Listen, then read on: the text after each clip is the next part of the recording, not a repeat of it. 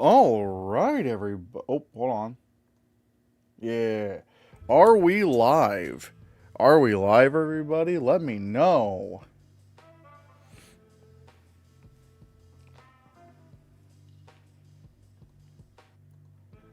Late cast. No! Wait. Oh, yep. Looks like I'm live. Hello, Adam Stiller. Hello.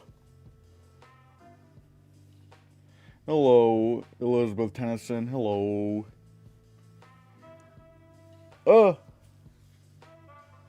Hello, ZJ13 Goat. Man, it's today. The TIFF Awards. When is it announced? Well, the TIFF Awards, if you look here, they're gonna be. Well, actually, wait. Oh wait, you can't see here.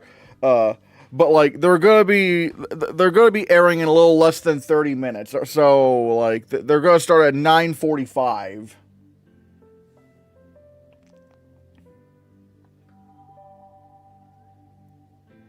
Yo, thank you so much. Oh my god. Elizabeth Tennyson gave a $5 like super chat. Start the stream off good. I'm predicting Hamnet, No Other Choice, and Rental Family right now. Is it true Hamnet is eligible for international? No, I don't think Hamnet is eligible for international. Man, I didn't even set the goal yet. I didn't even set the super chat goal yet. What the heck? Okay, so I'm probably not good. How long am I gonna be on here? I'll probably be on here for about 2 hours, probably. I mean, it depends on how long the actual TIFF awards are, but we'll have to see. But yeah. But still, thank you so much for the super chat. Okay. Like, it says we have 0 out of 10, but to be fair, in reality, it is 1 out of 10 so far. But still, thank you so much for the super chat. My god. I didn't know there were other awards. Did they have like best actor and actress too? There's like documentaries and other stuff like that. Like, yeah. Yo! Che with the 5 gifted memberships. Oh my god. Thank you. Wow. Oh my god. Yeah, Fraser Porman, Sahil, Eli, Mr. Kachia Tor, and Noah Caster. My god, thank you, Chase, so much for the memberships. That means so much to me.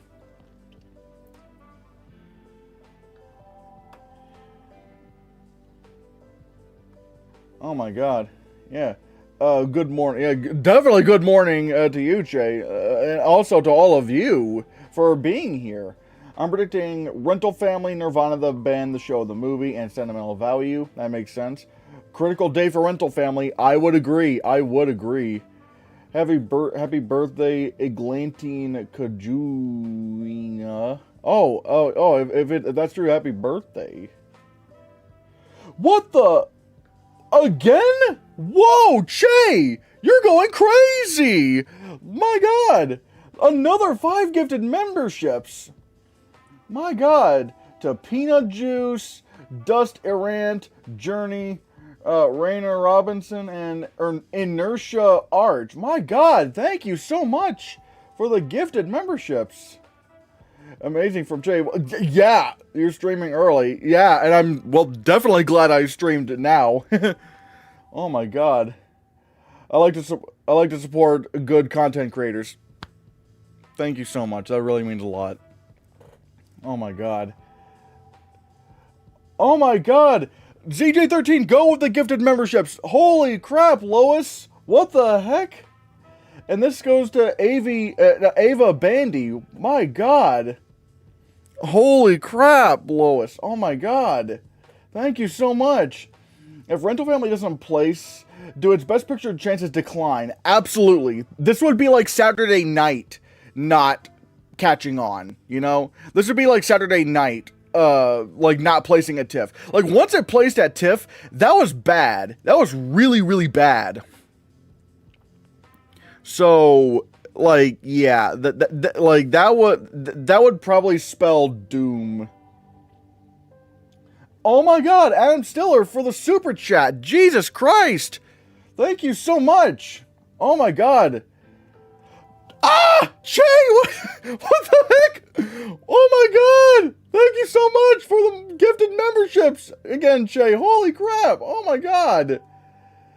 Oh my god. To Advic V, Kieran Curtis, Annie Rude, Paul Borkerding, and Sam Malabi. Jesus Christ. Thank you so much, Che. Oh my god. That is awesome. Oh my god. Thank you so much. Like, well, yeah, September here and a few months away from the Golden Globes. Yeah, man, we're getting close. It's the most wonderful time of the year. Did you see the, oh, no, I don't want to know the leaks. Your smile is goated. Keep smiling, dude. Stay safe. Wait, I just realized wait. Oh my god, I just realized. What the hell? Like, you sent a super chat. There's so much stuff going on right now that I can't even keep up with the super chats. What the heck? This is crazy. What if Rental Family does place? If Rental Family places, it's probably still in the game. It's still in the game. Because that means it does have some kind of broad appeal. Critical information. Apparently, a movement in Brazil began to have a film called Manaus be the country's submissions for international film. I'm not sure, because from what I understand, it's like a lot of it is I don't know. It would be weird not to see The Secret Agent perform or like not be submitted, you know, because that's like the most notable one. Yeah, ZJ13 Goat. Oh my God, Fraser Poorman, Adam Stiller. Yeah, what is the one movie you're rooting for this year? In terms of, I mean, overall, I am rooting for Sinners, but to be fair, I have not seen a lot of these films yet. You know, I'm not at TIFF, I'm not at these film festivals, so, you know, I'm not sure, so I don't know, I can't say anything about them, but I do but if Sinners does still turn out to be my favorite movie of the year, I do hope it is still, I hope it is still the winner. Did you see Matt Neglia from Next Best Picture has Hamnet and International? Does he really? Does he? I'm not like like if he does, like, cause like I have to assume the movie's mostly in English, cause that's the rule. You have to be, you can't be in English. Did you just sing a Christmas theme song in September? We're already in Halloween season. Well, no. This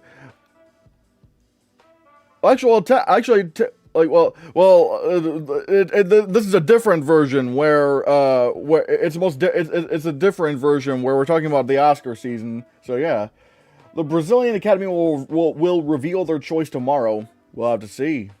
Sinners, yeah, exactly. If Eternity does win TIFF, do you consider it for Best Picture?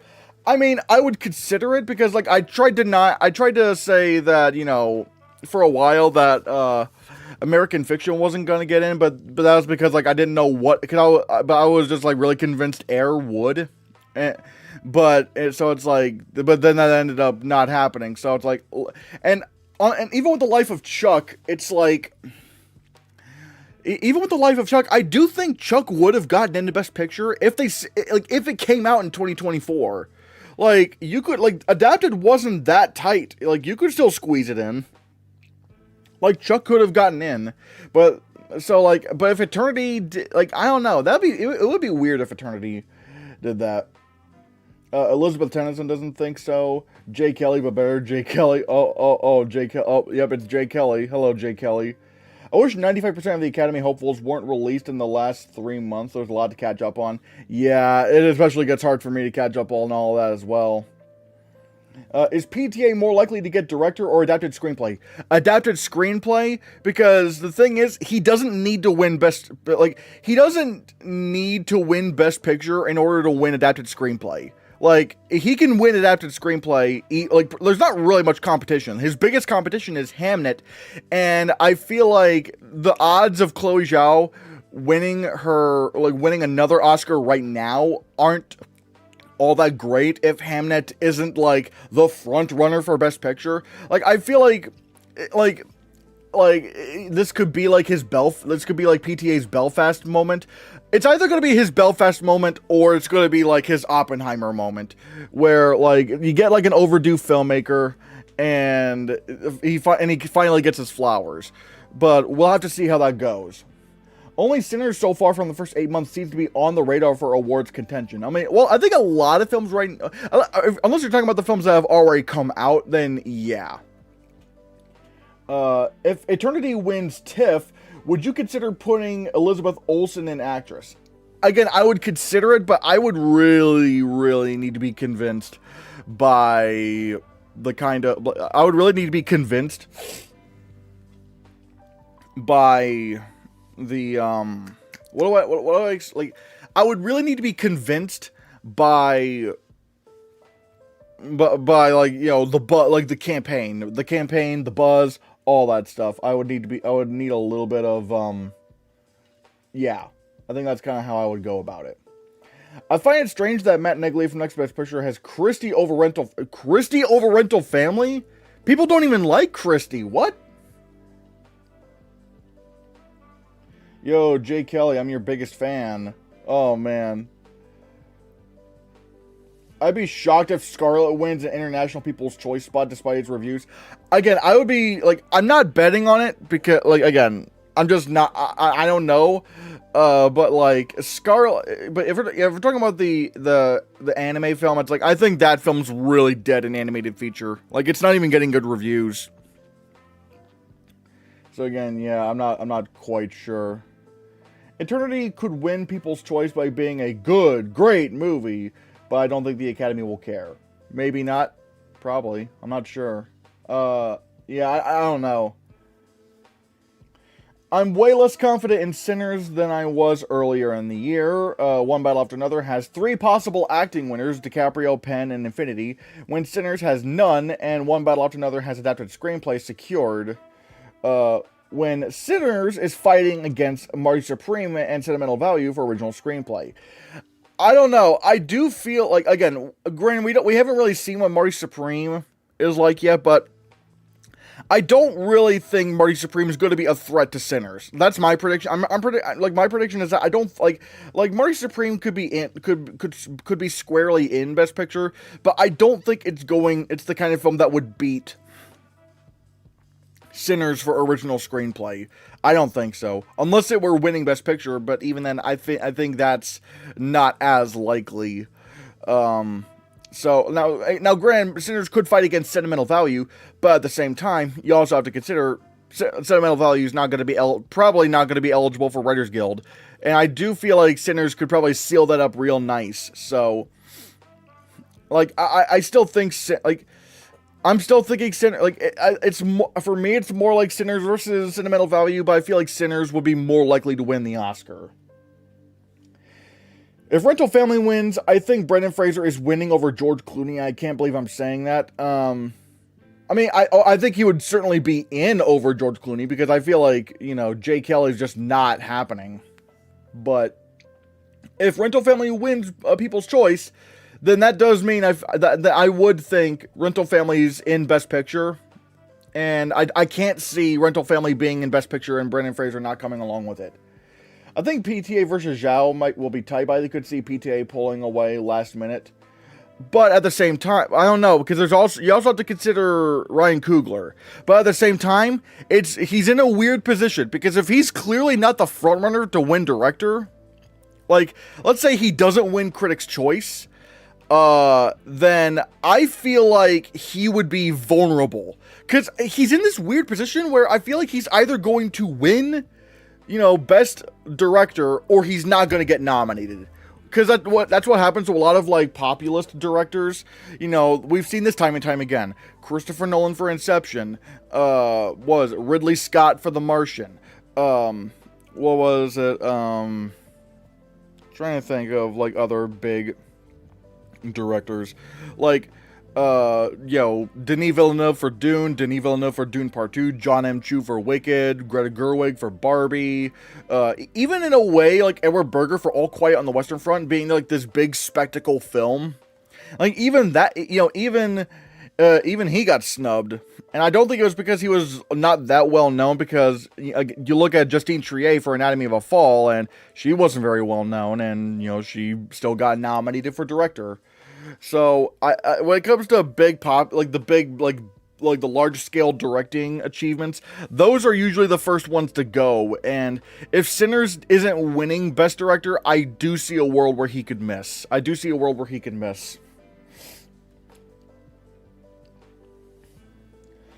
you think Rental Family could get screenplay and actor but miss picture? That would be really tough because original screenplay is really tight. Like, that would be, like, the only way I could see that happening is if it's like Sing Sing, where Sing Sing was like probably number 11 for Best Picture, either 11 or 12, and it's just like, just barely didn't get in. Maybe that scenario, but if it's not even touching Best Picture, I don't see that happening at all. I don't know. I see Sinners slowly declining. Reviews for Hamnet and One Battle After Another are going through the roof. Oscar expert even says Hamnet is easily the best of the year, even cinematography. But, okay, but again, I think we are talking. I don't want to get too reactionary because, you know, just because of the. I don't want to get too reactionary just because of the what's the best, like, because of the festivals. I do want to let things cool off a little bit, and I need to see, and plus even that, I don't think Hamnet would beat Sinners or One Battle After Another for Best Picture. This is assuming One Battle After Another is as great as everyone's saying it is. Hamnet just does not really come across as a Best Picture winner to me. I might adapted screenplay.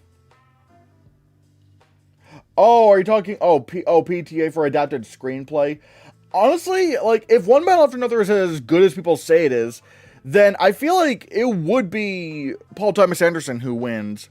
Because I feel, again, the narrative isn't quite there for Chloe Zhao, because, you know, she, like, I'm not saying this is how it should work, but this is how a lot of people operate. It's like they go by the whole, like, sometimes they'll go by the, well, we already gave Chloe Zhao her flowers, and we haven't really done that yet for Paul Thomas Anderson. Again, I feel like the best should win, but, you know, and I can't say who is the best because, I have not seen these movies.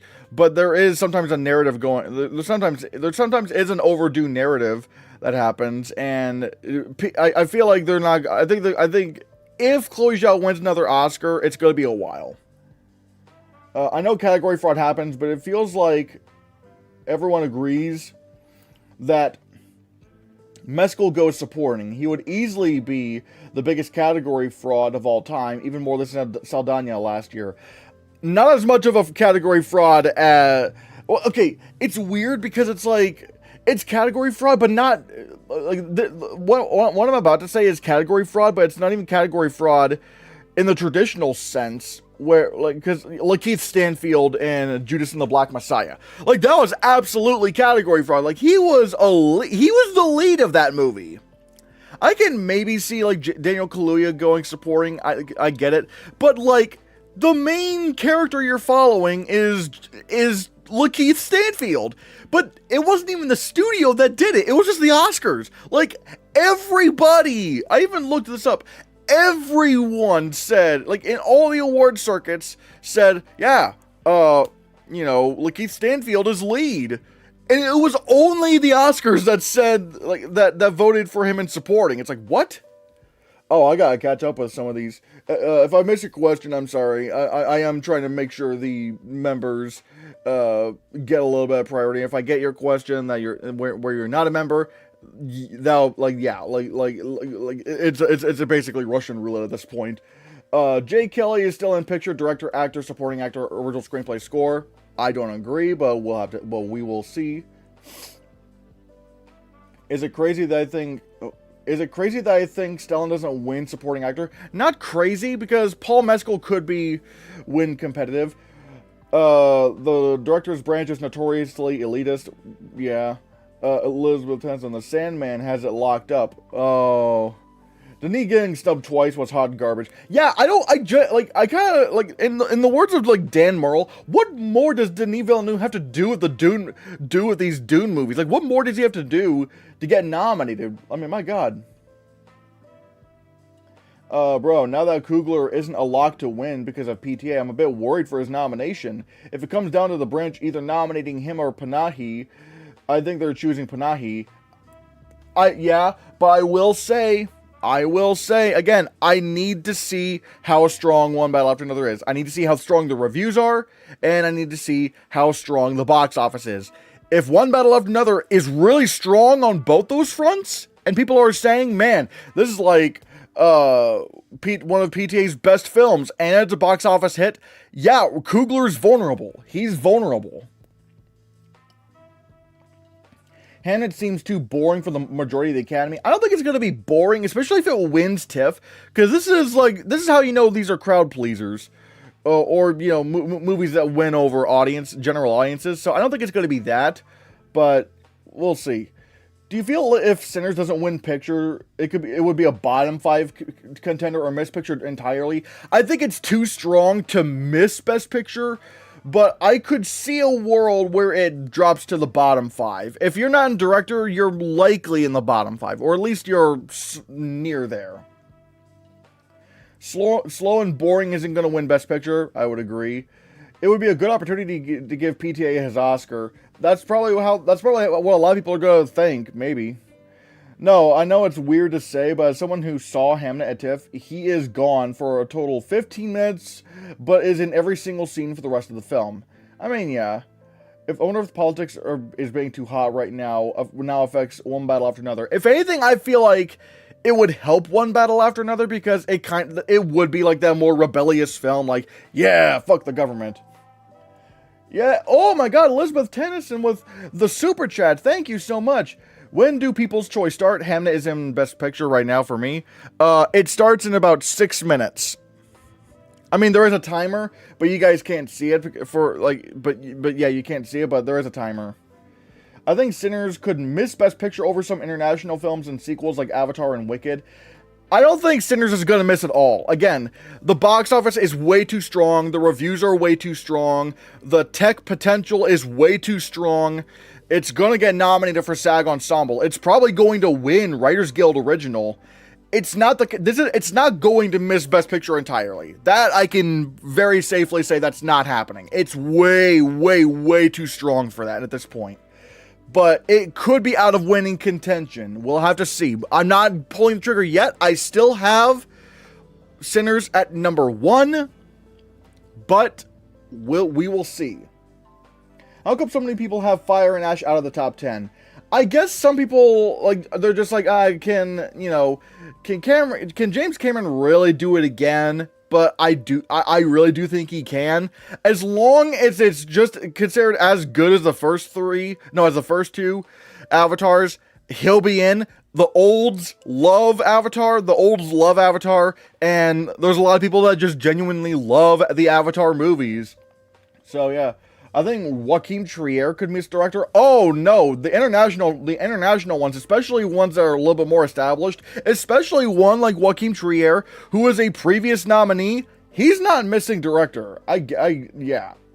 Never bet against James Cameron. I will only bet against James Cameron if he gives me a reason to. Like if the movie doesn't really do well at the Globes, if it doesn't get nominated for picture at the Globes, it might be done. It might be over. I'm worried about him, and it sounds crazy, but I have my reasoning. Hey, we'll see. If it misses, Sinners is not getting a single nomination, because it literally is the frontrunner as of now.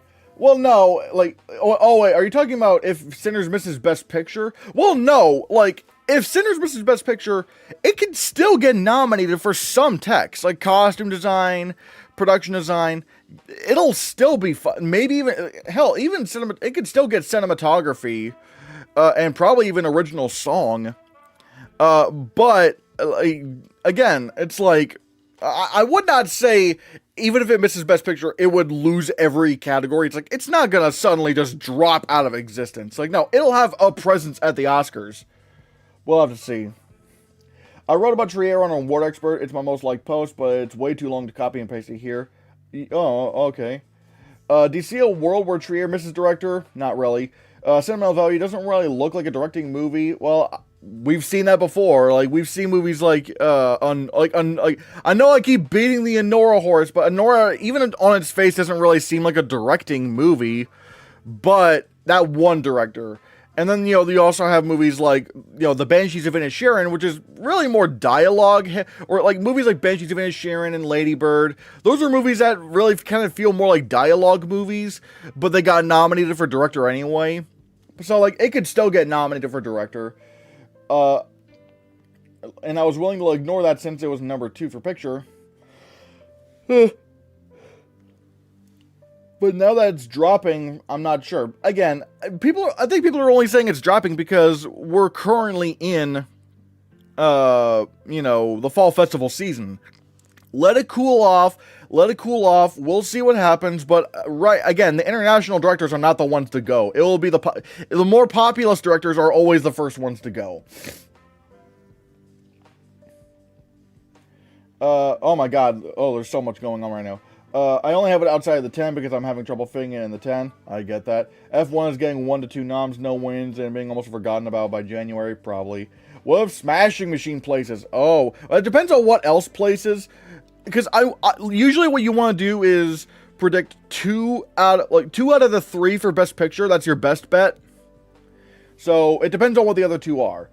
Could Sinners win score if it doesn't get in picture? Probably not, because like score and picture these days is really intertwined.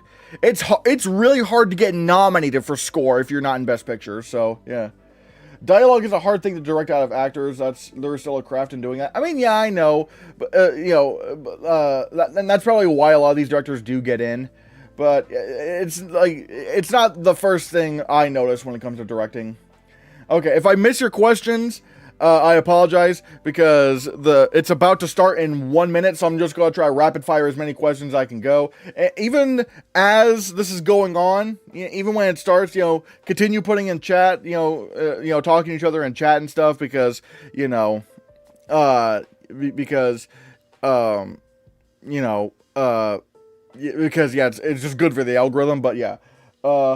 I still think Sinners could get 14 noms. That's kind of what I'm doing right now, yeah. I honestly think Sentimental Value has a 5% chance to miss Best Picture. Oh, no. Because Accident has honestly more praise from TIFF, and No Other Choice is very audience appealing.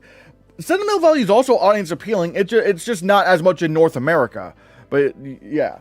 I hope Brendan's movie does well. I'd love to see him get nominated a second time. Oh, yeah, I'm hoping, like, we'll see if Rental Family places. If it places, oh my God. Just got an email saying that another fan gifted me a membership. Shout out to whoever that is. That's Che. That's Che. Thank you, Che. What time does People's Choice Award get revealed? I don't know when, but I know that the award ceremony is going to start at any moment now. Any moment.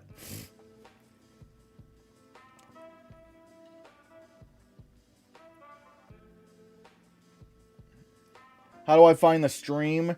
Oh yeah, okay. I could probably like put this in. Okay, I'll put it in chat for you guys. All right, I'll put it in chat. I'll put it in chat.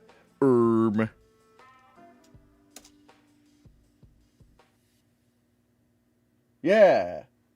Yeah.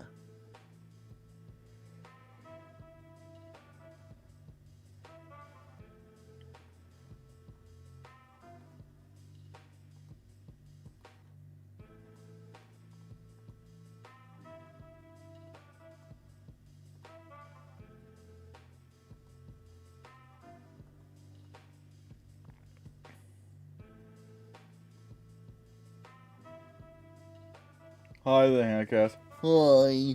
Hello. Okay, I'm gonna watch it on my own and come back later. Bye. Oh, okay. Bye. I'm not going anywhere, by the way. I'm not going anywhere. But like, but yeah, I'm gonna react to this. And again, it hasn't started yet, so they're late. They're late. Boo! Boo! They're late. Boo! Oh, I need to wake myself up a bit.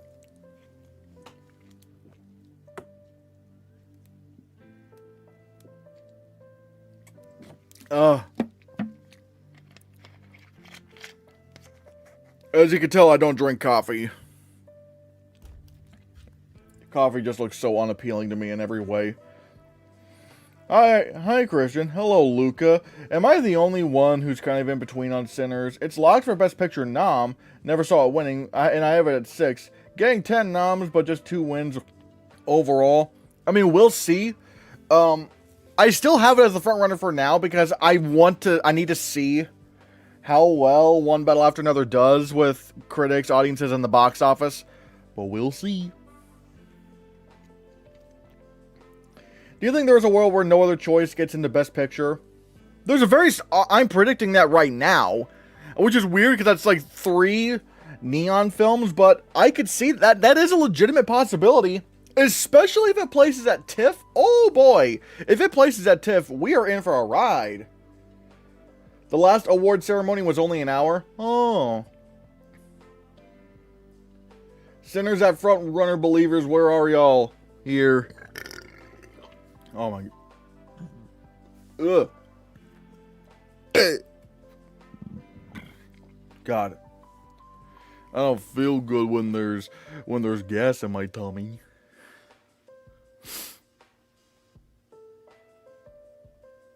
Jay Kelly is the front runner. Yeah.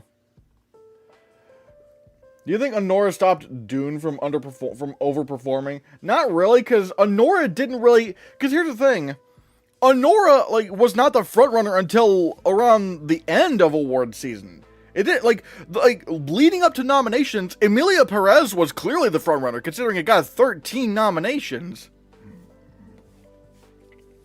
But even then, I think it was just really just a I mean, and plus, look at adapted screenplay.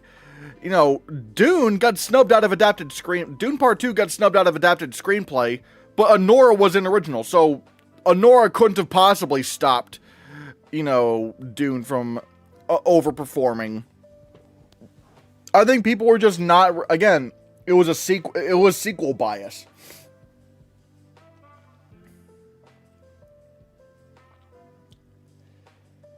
What awards did they give? I think the 2 that we're mainly looking at, there's the documentary award, there's the International People's Choice Award, there's the People's Choice Award. There might be some others, but I'm not exactly sure. No, Elizabeth Benson, no! Why is everyone going Honora? No! Tennyson! CJ13 Gold, what are you doing? What? Oh my god. It's just chaos. Oh my god, chat is just chaos. Guys, you're all typing at the exact same time. It's incoherent at this point. I can't read what you're no one can read what you're saying, guys. You're just posting one letter at a time. But then there's 4 of you doing it, and it's it's God damn it, man. No one can understand what you're saying. There's TATWYLKIEELCLA. Guys, what are you doing? Oh my god. Oh, and Amy Roots thanking for the gifted membership. Hey, yeah, and thanks, Jay. God damn it, man. What is happening right now? This is chaos, man. This is chaos. Also, they said they were going to start at 9:45. Why is it still not starting? Wait, my bad. Wait, what do you mean wait, what? I'm not mad. I'm not angry. It's funny. If One Battle After Another becomes the front runner, do you think there's no way Sinners gets any acting noms? I don't think there's no way, because I still think Miles Caton still has a case to make, but we'll have to see.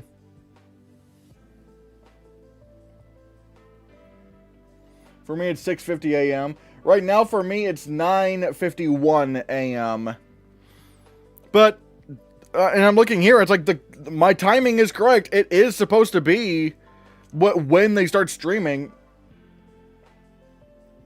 Can't wait to see the reaction to Is This Thing On at New York. I think it will be great, and Arnett and Dern will get lead noms. I don't know if Will Arnett would get a lead actor nom for that. I'm not sure. We'll have to see. When was the last time Warner Brothers successfully campaigned more than one film? Wasn't really that long ago, I don't think. Hold on.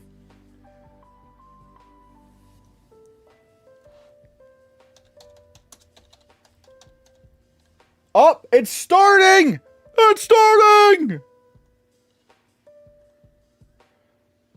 I do want to try to get this, like successfully, like, because, like, Warner Bros. Has gotten more than one film in Best Picture before.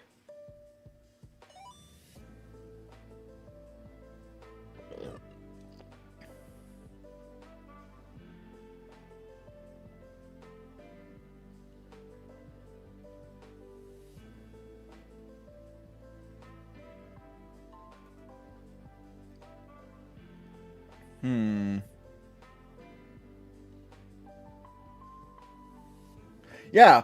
Okay, the last time Warner Bros. Got more than one film in Best Picture was 2021, where they had Dune and King Richard. Yeah, those were the two. That was the last time. Yeah, I think it was Dune and King Richard. Jay Kelly for TIFF People's Choice, even though it's not there. Do you want a moderator, Hannahcast? I mean, maybe. I don't know. I don't know if I'm big enough to have moderators yet. Chat seems to be pretty chill as is right now, but hey, I will consider it in the future. Thank you. I volunteer as tribute if you need one. Well, thank you. It depends. Yeah. I feel like once I get bigger, once I get bigger with more subscribers and the chat is consistently large, and yeah. By the way, anyone who's a member, put those emojis in chat. Let's get the roll call for those emojis. Let's go. The Hannahcast emojis. Yep, there's ZJ13 Goat. There's Adam Stiller. Oh my god. Oh, Tiff just said starts at 10. At 10? Why? What? Why did they say like 9:45? Oh my god. Golden Lion is not that prestigious Palme d'Or anyway.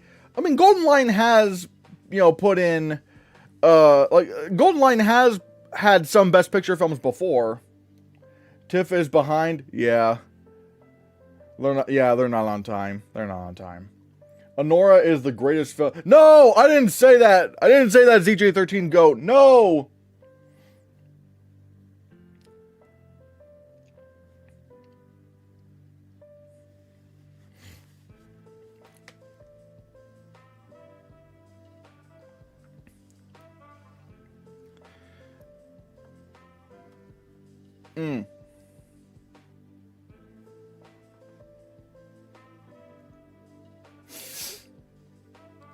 I hope I don't get copyright stricken for this. I hope I don't.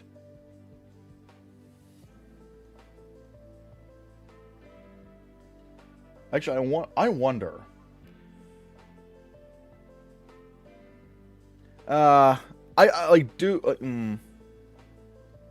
Wait, I have an idea. I don't know. Would they copyright strike me?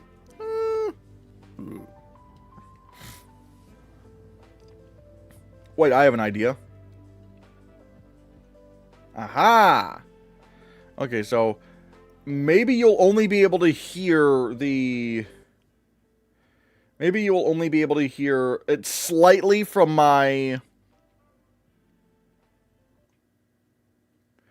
screen. Okay, I'm going to turn my background music off. So, yeah.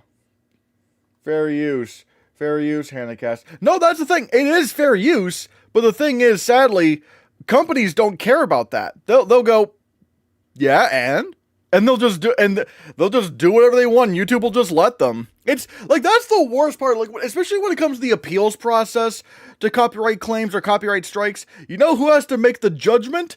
The person making the claim. And there's no repercussions if it's clearly a false claim. That's the worst part. And this has been an issue going on for over 10 years now. Over 10 years. It's so dumb. This is dumb. They should be happy you're bringing more attention to them. Now, again, I don't know if TIFF is going to feel this, if TIFF is going to do this. I don't know. Maybe they're cool. Maybe they're chill. Maybe they're not going to, strike my heart with the spear of copyright abuse. But I don't know. Oh god, there's someone in TIFF chat spamming Trump 2024. Bro, what are you like? Yeah, like okay, I'm not. I didn't know that because I don't have the chat. I don't have that chat on. But it's like, dude, you already got what you wanted. What like, why are you saying Trump 2024? Like, I mean, aside from the fact that he sucks, I don't like Trump. But it's also like, you already won, man. Like, what more do you want? Jay Kelly will win Best Picture of 2026. You did definitely say that. No, no. I only knew it was happening because of your live stream. Well, thank you, Che. Fire and Ash will win. One can hope. One can, or yeah. Wicked Part 2 will win. Wicked Part 2 will win Best Picture. Yeah. Okay, so I guess there's like this new. I guess there's like the new channel meme where you just have my little emoji, where you have my emoji, and then just a colon, and just like just like me saying stuff. Oh my god.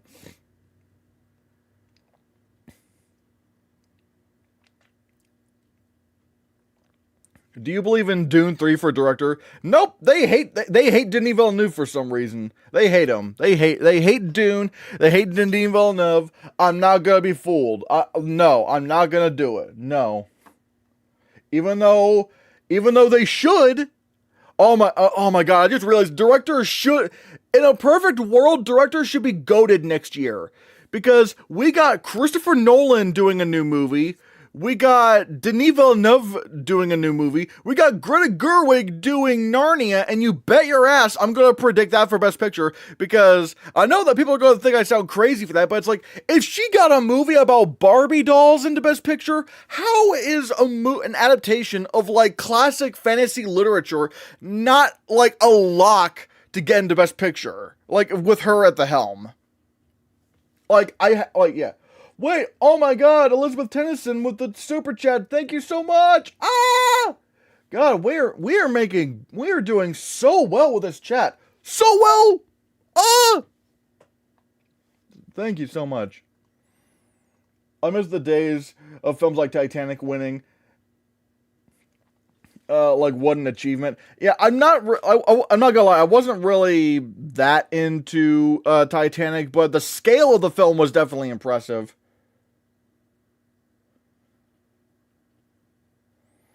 Narnia might get a few texts, but I don't know about picture. I mean, look, on paper, a Barbie doll movie getting into Best Picture, which again, it deserved to.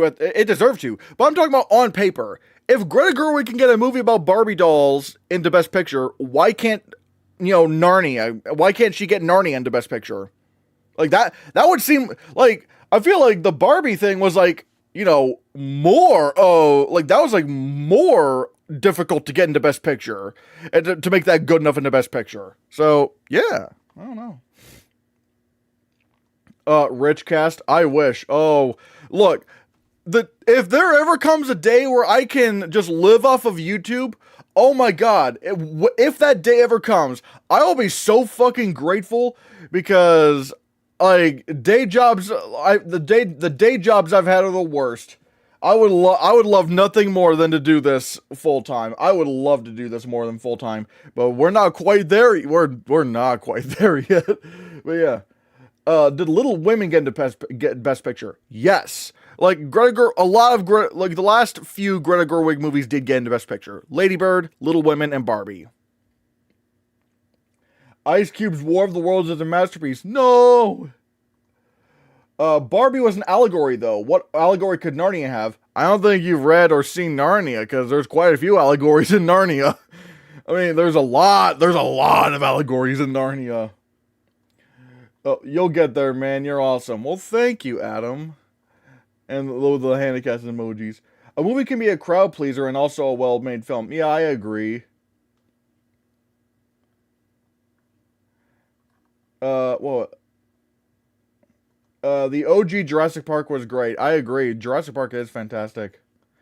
Barbie had Noah Baumbach. Narnia does not. Well, Baumbach also didn't do like what was it, like Little Women and Lady Bird didn't have Noah Baumbach.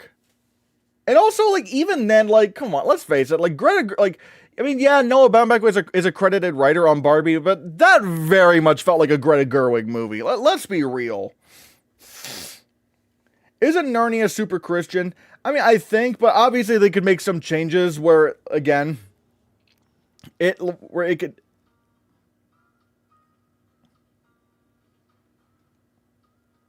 Ooh, there's the music. But like they could probably change some things to make it into something completely new.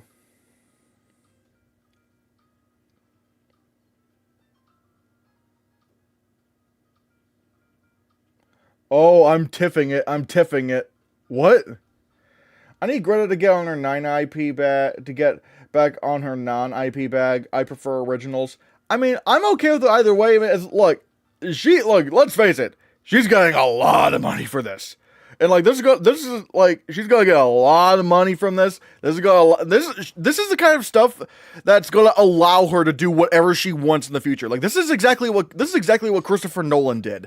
You know, Christopher Nolan, he did a few IP films with the Batman trilogy. You know, the Batman Begins, The Dark Knight, and The Dark Knight Rises. And after that, he became the director where he could literally do whatever he wanted. This is Greta Gerwig's path to doing that.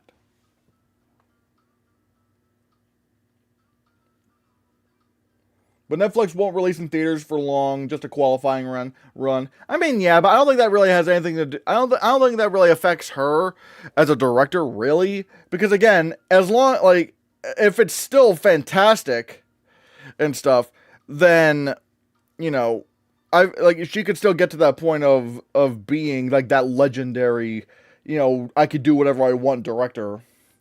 I don't see a straight to Netflix Narnia movie getting in, to be honest. Well, I mean, like, a lot of Netflix movies get in. So, like, you know, why is TIFF's chat so toxic? I'm not even gonna open it, because there's probably gonna be some, like, you can see that there's chat right here. I'm not gonna read that chat, because it might be stuff that I don't want on my stream. Narnia should be a theaters release? I agree. Can you see my messages and comments? Well, I saw this. Like, sorry, there's just so much chat, like, going on. I can only get to, like, a few, so, like, what were you trying to say? Narnia isn't happening. If the previous films didn't get in, why would this? This feels more blockbustery than Barbie, and the Academy wouldn't go for it. I don't really see that. Again, it's like a Barbie movie on paper should have less of a chance to get into Best Picture than an adaptation of classic fantasy literature. So I don't know. I do feel like Narnia can definitely happen.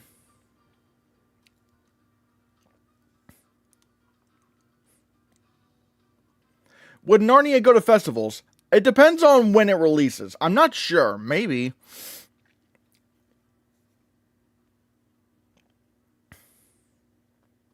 So you don't want to see chats glazing on Nora's? Oh no, don't worry. I have you guys for that.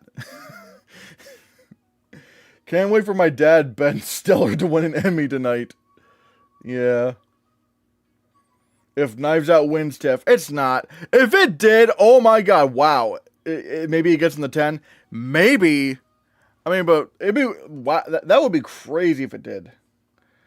Christy is winning People's Choice Awards. No, Hannahcast. No, go away, Hannahcast.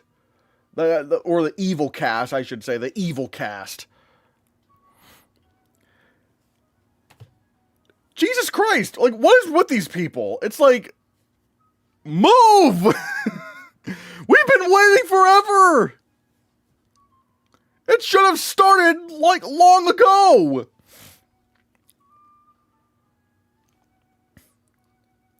I hope Honora wins People's Choice Award this magical evening. I don't know why this version of me, I just have like a Mickey Mouse voice, but I kind of like reading it like this. But no, no evil cast, no. Honora was last year. It's time to move on from Honora. Noah Weil is winning Emmy actor? Probably, maybe. I don't follow the Emmys that much. If Narnia goes to festivals, I want to see Greta's answer to why casting Meryl Streep as a character who's clearly meant to be Jesus in Aslan. I don't really think it matters to me that much. I mean, is Meryl Streep not God already in Hollywood? You know?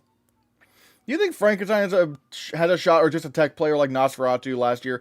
I think it's Nosferatu, but it could be but it could be lesser than that because it could miss cinematography. Blame Canada, blame Canada. Yeah. Oh, Evil Cast says, I'm the Hannahbot! No! Not the Hannahbot! Hannahbot, what are you doing?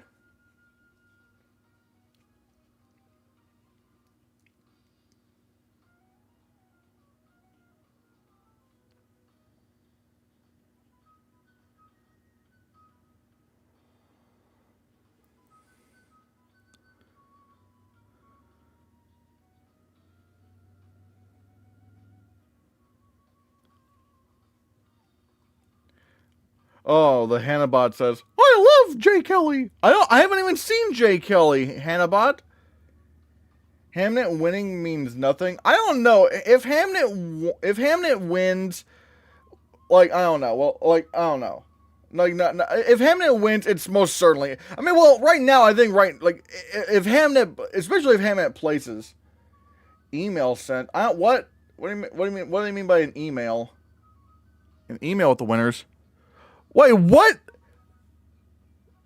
Wait, what? They just sent an email. What? Okay, I guess they just announced the winners. What? People's Choice Documentary Award, presented by Rogers. Wait. Is The Road Between Us, The Ultimate Rescue. Wait.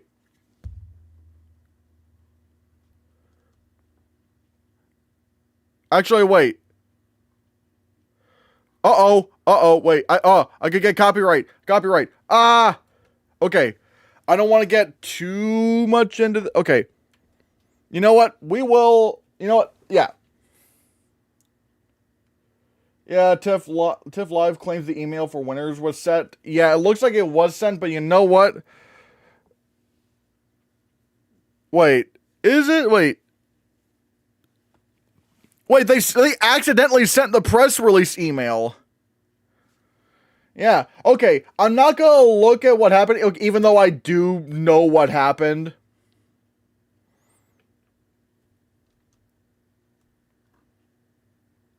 Wait. Do they just not have audio? What the fuck? They don't have audio on. Wait, they don't have audio. They don't have audio here?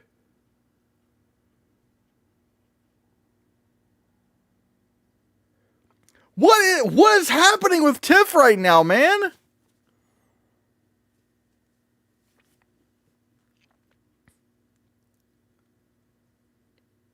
Wait. This is a shit show? It is a show. They accidentally sent the press release? And they're late to their stream. They accidentally sent the press release, and they don't even have audio for their stream? What are they doing right now? Who won?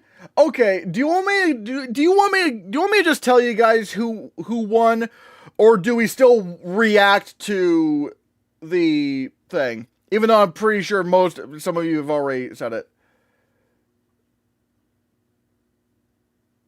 Do you guys want me to just tell us? I mean, do you want me to just do a vote? Okay, I'll put a poll in. Because, Jesus Christ, what are they doing? What are they doing? I'll start a poll.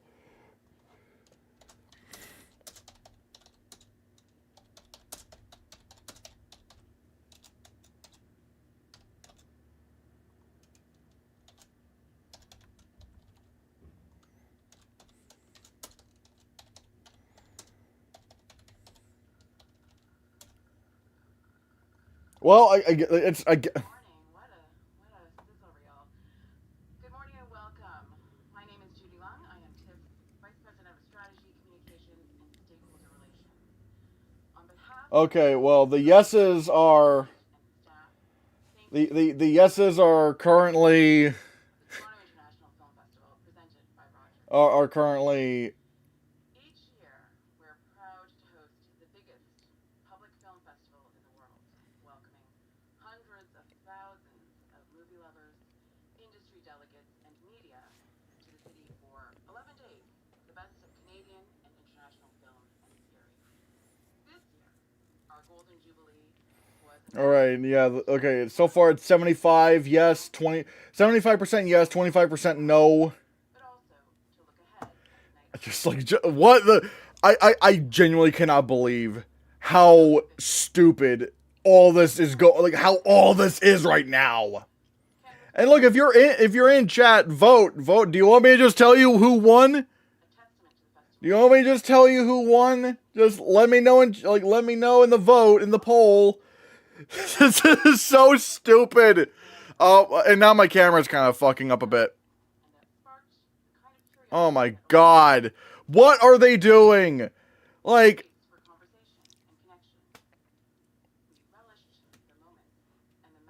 alright. Fuck it. I'll just tell you. I'll just tell you guys. Alright. I'll just tell you guys. Alright. For international. Okay. The TIFF People's Choice Documentary Award is The Road Between Us, The Ultimate Rescue. The runner-up... Oh, wait, no, okay. Then there's the Midnight Madness Award. The winner is Nirvana, the band, the show, the movie. The first runner-up is Obsession, and the second runner-up is The Furious. Is the audio actually working? Yeah, it is. I just turned it down. I just turned it down because I'm talking and it's going to be like a speech jammer. And then the International People's Choice Award. Second runner-up is Homebound. First runner-up is Sentimental Value. And the People's Choice International Award is No Other Choice. And then we get to the People's Choice Award. The second runner-up is Wake Up Dead Man, A Knives Out Mystery. First runner-up, Guillermo del Toro's Frankenstein. Frankenstein! What? And then the People's Choice Award is Chloe Zhao's Hamnet. But like, okay. What? Screw it. Like they already screwed it up. They already screwed up. Alright. Like, I'm just gonna mute this. Hold on a second. Let me just, oh, wait. Yeah. Hold on a second. Let me just, let's just take a look at TIFF.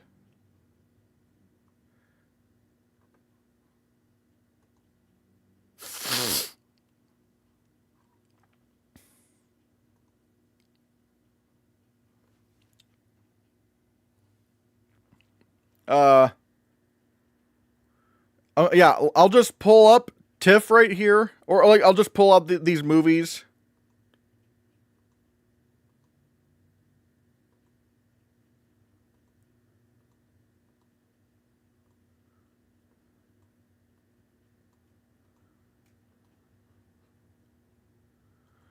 Because, well, again, I was like, damn it, why? But yeah, everyone, this is your People's Choice winner. Oh, hold on. This is your People's Choice winner. It's anticlimactic. I really wish, you know, I do wish. Oh, what the hell? Okay. I wish it hadn't leaked, or at least I hadn't accidentally set the freaking press release. But where do I see? There's like go to the Oscar expert Discord server. So like yeah, but to be fair, I am also showing you right now. There's your People's Choice winner. Frankenstein is number 2. Again, very surprising that Frankenstein got number 2. Like what? And then like especially with the like what? And then there's Wake Up Dead Man. Which is interesting because it does have a lot of love behind it, but I don't know. Are we like is TIFF only going to do? Is TIFF like I thought No Other Choice would probably place. Oh wait, oh shit! Yeah, I just realized Rental Family is gone. Rental Family is not gonna happen. No nominations for that film. So many people thought Rental Family was a lock to win. Now, at best, it will get a Golden Globe nom for Fraser. Probably, yeah. What were the runner-ups? Well, yeah, I told you the runner-ups. Hamnet wins People's Choice. First runner-up is Frankenstein. Actually, hold on. Let me. Yeah. Hamnet is the people. Hamnet's the People's Choice winner. Frankenstein is the first runner-up, and Wake Up Dead Man is the second runner-up. It's in third place, basically. First place, second place, third place. Oh yeah, bye Rental Family, bye. It is not like Rental Family is Saturday night. Rental Family is Saturday night. Like, that is just happening. Rental Family's gone. Rental Family might get a Globe nom for Fraser, but given his history with them, that also might be in Jamble. But to be fair, they've also, it's not even, it's so weird because, they've added so many new members in the past couple of years. It's not even the Hollywood Foreign Press anymore. So, it's not even owned. The Hollywood Foreign Press doesn't even exist anymore. Is Frankenstein or Wake Up Dead Man in? I don't know, because again, you do want to go 2 out of 3, but at the same time, this is also the first year where they had the International People's Choice Award. This is the first time we've ever had that. So if the International People's Choice didn't exist, would No Other Choice have still gotten, would No Other Choice have gotten in? Maybe. Is Frankenstein top 10 now? I would not say top 10, because it's still a remake of a monster movie, and that's very, I don't think I can do that, but Saturday Night also got only a Globe nom for La Belle and nothing else. Yeah. Where is it on the Oscar Expert Discord? Ask around. Just ask, hey, who are the TIFF, where's the TIFF press release? They'll probably show you. Eternity looks more entertaining than any of the winners based on the trailer alone. I have not seen the trailer for Eternity yet. Searchlight will still push for Fraser and lead actor. They're probably gonna push him, but I'm not gonna lie, it's not looking great for Searchlight. They don't really have anything.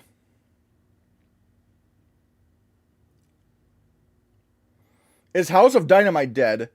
I don't think so. It's still got the best reviews out of Venice.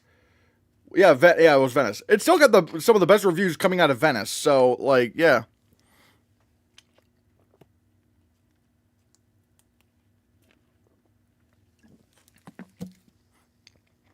Also, Smashing Machine didn't place. Smashing Machine did not place. Oh wait, I wonder if Josh O'Connor will be pushed for Knives Out 3. He is the standout, I hear, as lead. Maybe? But then, I don't know. If Wake Up Dead Man gets in the Best Picture, there might be an acting category in there somewhere.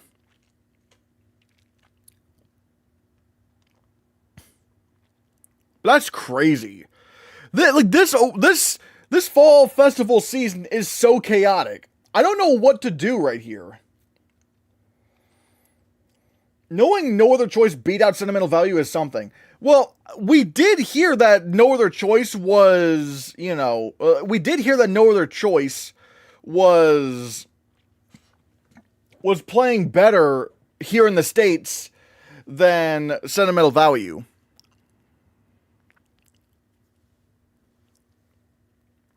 This is even more chaotic than last year. Yeah, like, at least with last year's TIFF, like, you could see, you could see,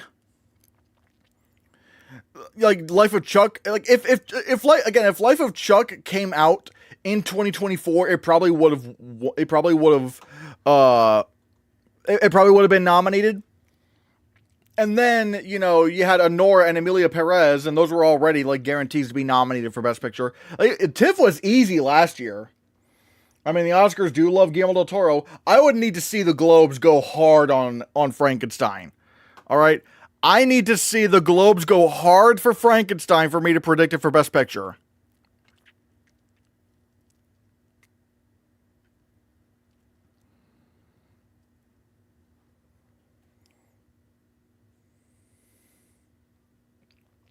At least last year they announced the winners correctly. Yeah, at least last year nothing went wrong. Like, this, like, I don't know what was with TIFF this year. Like, this is crazy. What was the 3 for international?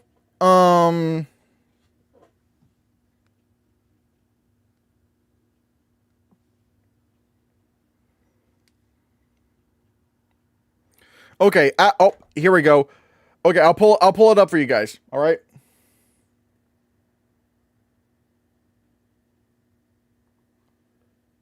Hold on.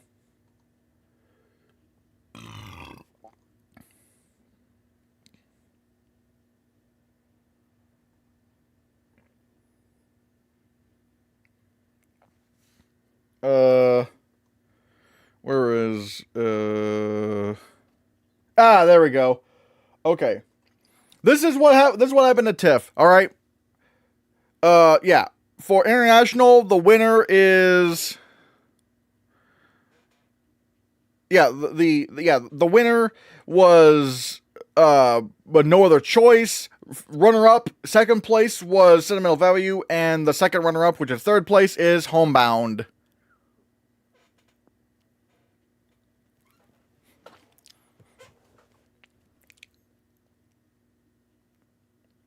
But yeah. Frankenstein will get in for Tex, a la Nosferatu. I would agree. But we shall see if it gets in the top 10. We'll see. Again, if it performs very well at the Globes, then we could be in for something. It means No Other Choice is the second Neon contender.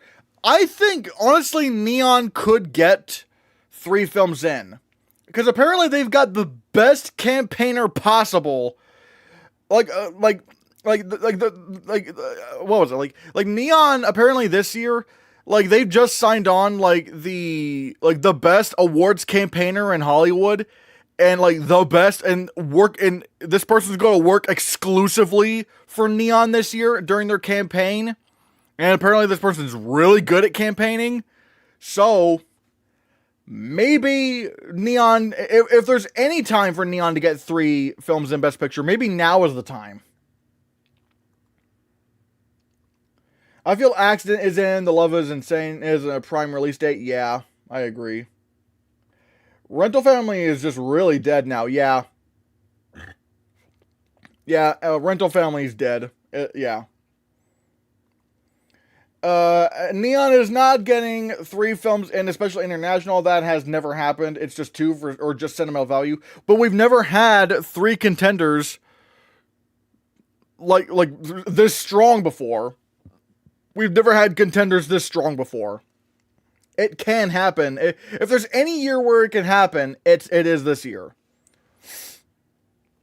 I hope Lee Byung-hun gets in. Maybe, but then again, it's really hard for international actors to get nominated for Oscars, even when the films are in Best Picture, so I feel like No Other Choice would need to be, top 5 to do that, maybe. Brendan Fraser out? Maybe. he might be out. But he's popular. I mean, he is popular, but he's also not as popular in the States. So again, we'll have to see how that goes. You can still edit your award expert predictions to get 6 out of 6. I don't wanna do that. Squid Game was a phenomenon. That is true. I mean, okay, I will say, to be fair, I have not watched Squid Game, so I had a bad feeling about Rental Family. Yeah.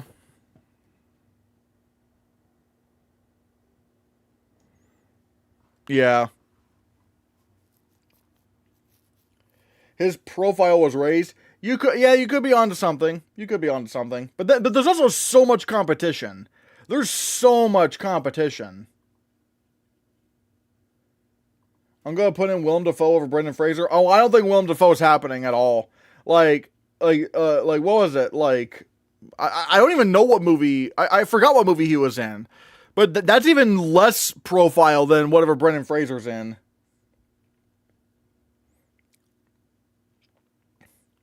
Didn't seem to get the level of hype that it should have. If you're talking about Rental Family, yeah. Yeah, late fame. Yeah, late fame. Yeah, that did not, that just disappeared. I'm tired of the same actors happening time and time again. But, if they deserve it, if they give some of the best performances of the year, then, it doesn't really matter to me how many times they get nominated, because, for me, if we're just talking about that argument, then I just want the best to get in. And if you get in a lot, hey, look, you're just that good. Oh my god, thank you for the super chat, Elizabeth Tennyson. My god. Oh my god, thank you so much. And you didn't, there's not even a message, you just wanted to do that. Thank you.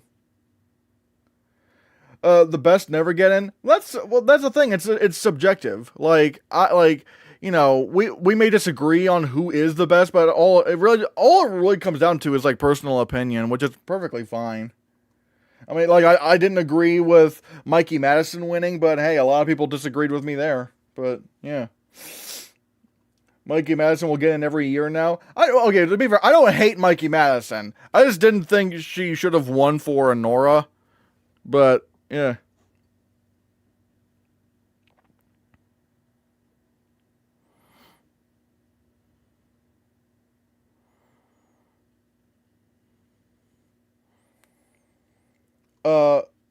If it was true, Gong Li would have had one for Rise of the Red Lantern. Raise the Red Lantern. I never heard of that.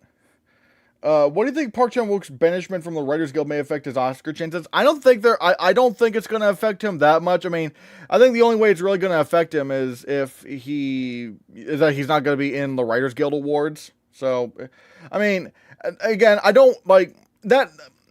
And I do want to be clear. I don't think it was. I don't think it was. If he was scabbing during the strikes, that's not cool. Come on, man. Even if he's a great writer, we have to admit, if that is true, that's not a good thing to do. You gotta support your guilds, man. You gotta respect your unions. Unions are your buddies. But it's.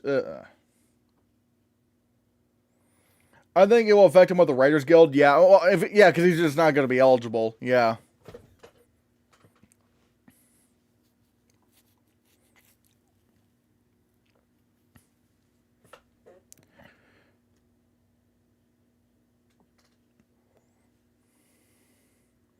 Are the results out yet? Oh man, you missed it. You, I mean, you can see the results here. You can see the results here. Yeah, the results. They sent a press release right before the ceremony started, and okay, just to catch you up, Louis. So many things went wrong. First, they were nearly 30 minutes late. Then they accidentally sent the press release of who won. Then they started off the broadcast, they started off the live stream with no audio, and now we're here. So it's oh well. I did not care for for Materialist, but I could see a writing nom. The problem is, original screenplay is so stacked with Best Picture contenders, I don't think she's gonna get in. I don't think so. Stunner from TIFF? What? Who got the press release? I think it was just sent out to pundits, I think. I'm not going to update my TIFF predictions in Award Expert like others that will now that it leaked. Yeah, I'm not going to do it. Yeah, no. I will stick by... Like, I will stick by my choices, even if I was extremely wrong.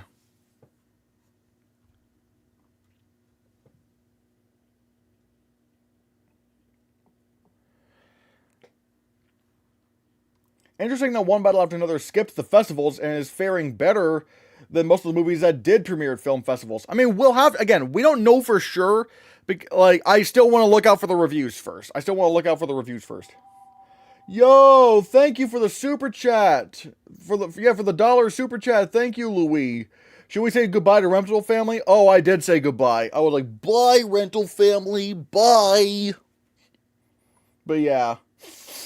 I'll wait until local critics awards to see what films are praised there. Yeah, I really need to see what happens. I'm very curious to see.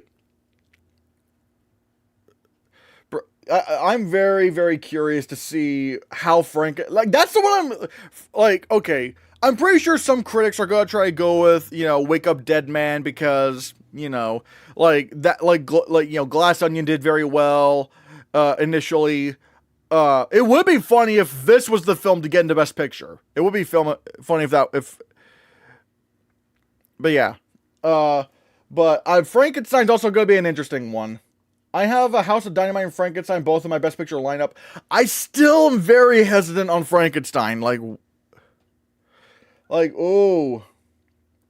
Did Brendan Fraser hurt you? You hate Rental Family? Did Brendan Fraser hurt you? No, I love... Wait, unless you're not talking to me. But I love Brendan Fraser. I love him. I'm excited for Rental Family.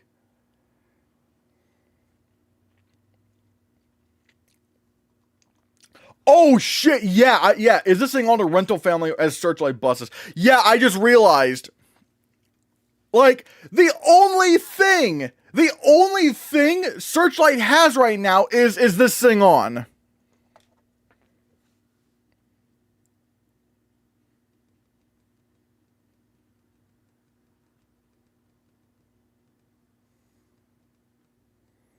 Oh my god.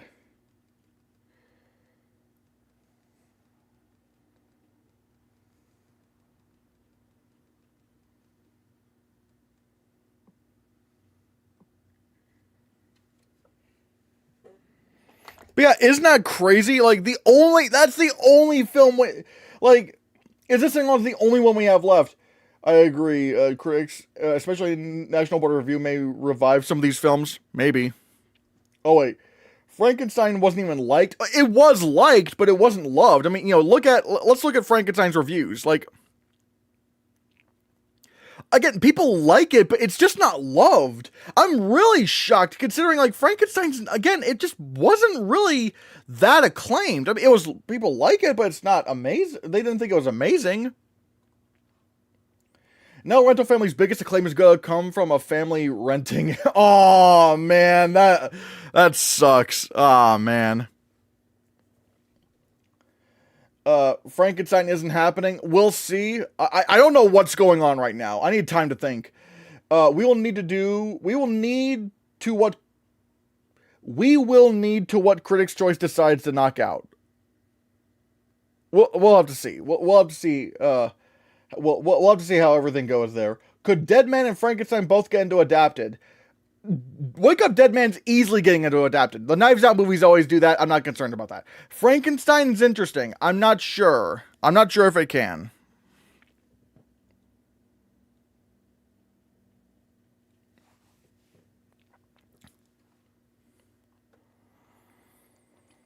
Is this thing on will be a huge player? Mark my words. I mean, maybe. I'm surprised Frankenstein was the runner-up. I didn't read effusive praise. True.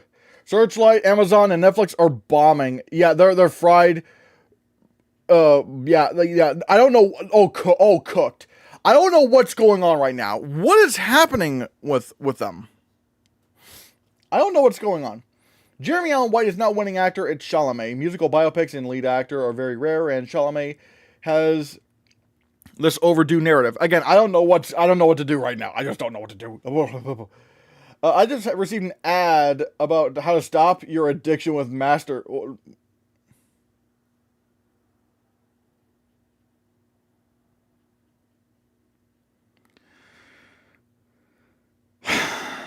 Are we really doing this? Is this how my chat's gonna be? Is this the world we live in right now? We make like.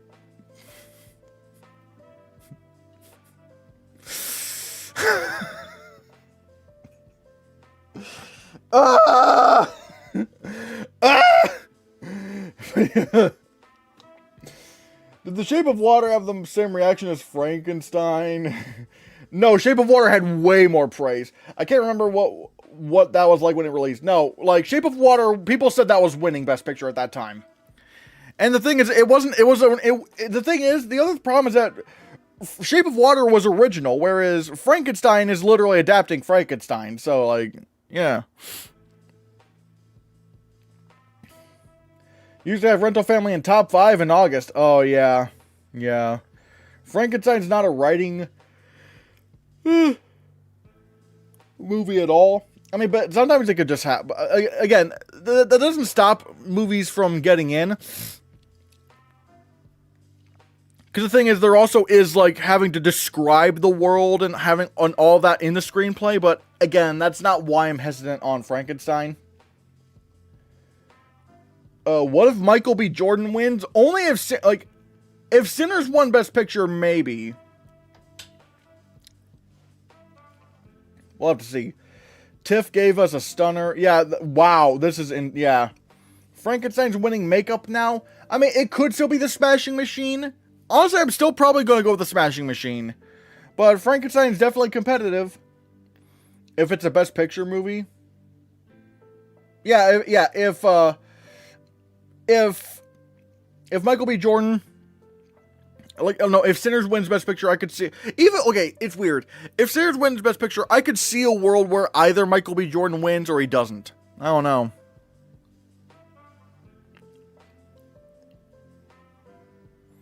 Ann Lee's dead too, right? Oh, Ann Lee was dead long ago, because people were very quick to realize, oh, wait, this is not a, this is not a,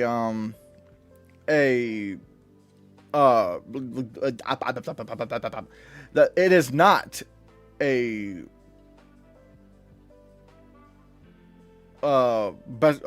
an awards film. God, I am just like, ugh.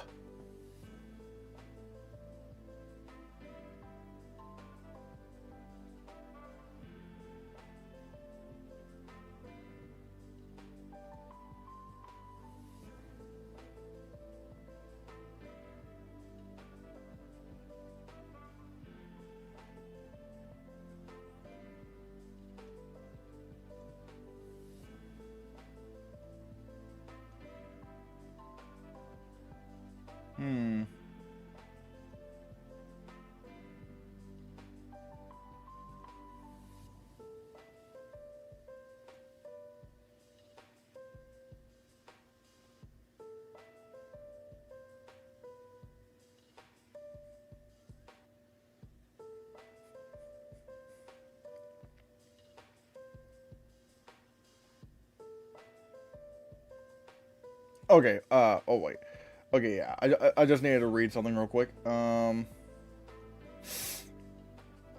Ann Lee have a distributor yet? I don't think so. What are you predicting for BAFTA and Globe directing? Oh, I have no idea. I'm just trying to get the Oscars right now. Like, Jesus Christ. I have no idea. It's too decisive to get anything. Divisive to get anything, yeah. Ann Lee was dead on arrival, maybe.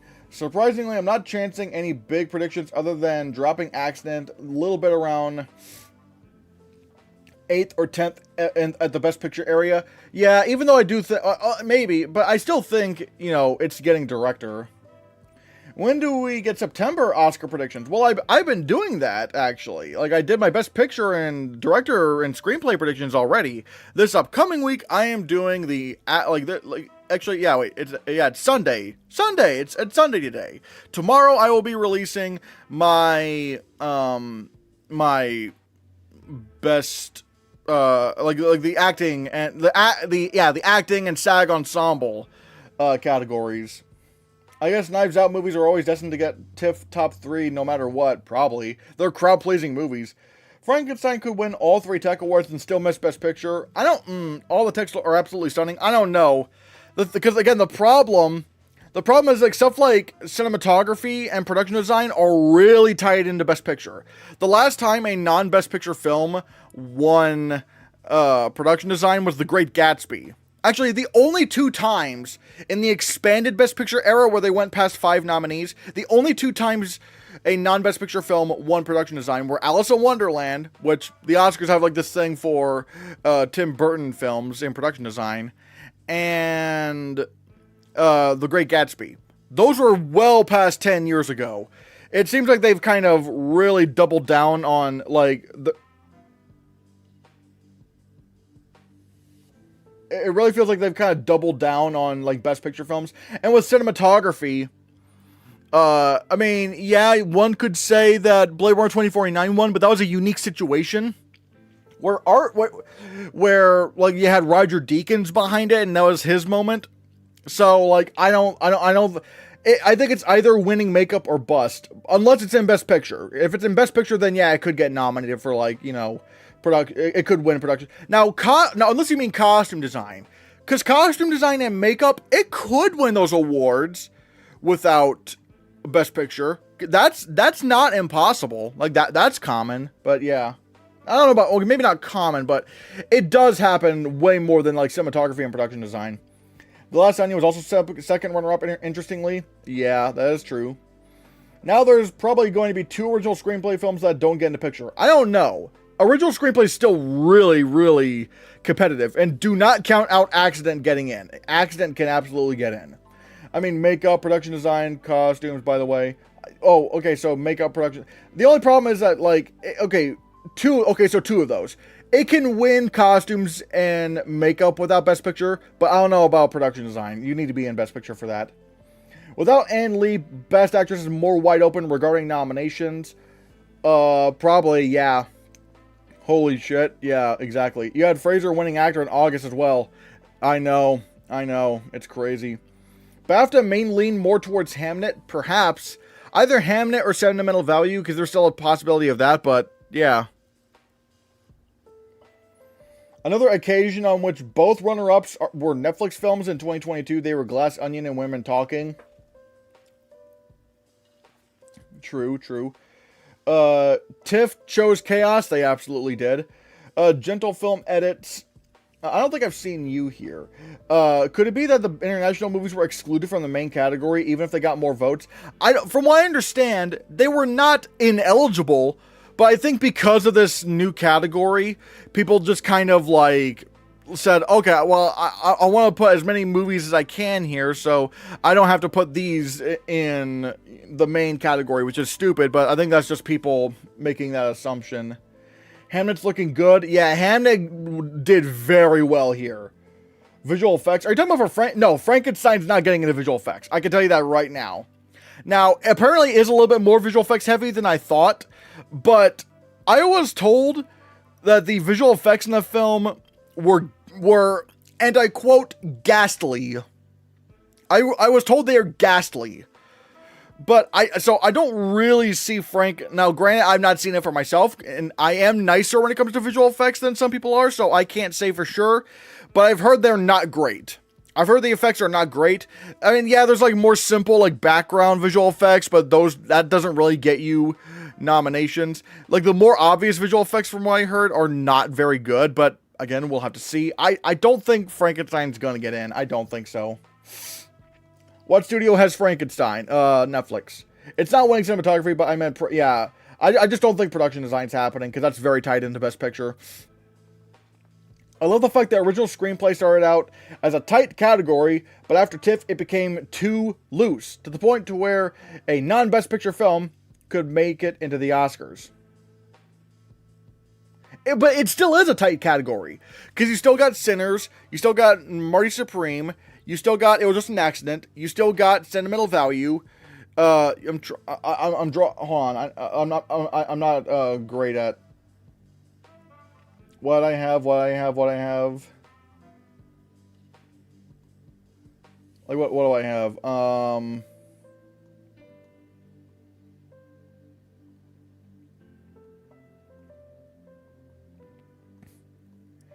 yeah, and I have House of Dynamite. I have House of Dynamite in there, because if House of Dynamite's in Best Picture, it's going to get screenplay. And you still have Is This Thing On? That could happen. So, like, it's still pretty tight. It is still pretty tight competition. Okay. The visual effects are actually terrible. Oh, and Frankenstein? Oof. The buzz behind Sandler means he could get nominated, not if the film's in Best Picture. I feel like he needs Jay Kelly to be in Best Picture if he wants to get nominated, and I don't know.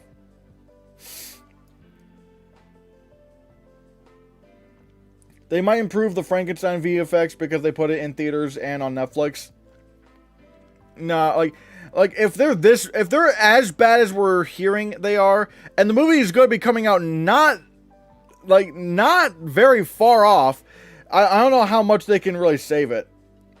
My Best Picture lineup is now Sinners, One Battle After Another, Hamnet, Sentimental Value, Frankenstein, Springsteen, Wicked, Marty Supreme, Begonia, and Avatar. 4 other movies I could get in are Is This Thing On, Knives Out, Weapons, and Accident. Oh my god! Yo! Che with the memberships! Oh my god! Again, wow! Thank you! 5 gifted memberships. Thank you, Che. For Boga, Jonatas Ryuda, Mainline Predictions, Abby, and Sebastian Pacquiao. My god. Thank you, Che, so much. My god. We have gotten so many memberships. My god. Like, how many memberships do we even have right now? Like, oh my god. Like, what the hell? Oh my god. And Louis. With the with the super chat. Thank you so much. What we would have done for Eternity? What would we have done if Eternity had won? I wouldn't do too. I don't think I would be able. I don't think we could do too. I don't know. I don't know how I would go about that. And my God, Elizabeth Tennyson with the super chat. Hey, last chat I could do. Hey, don't feel obligated. All right, look.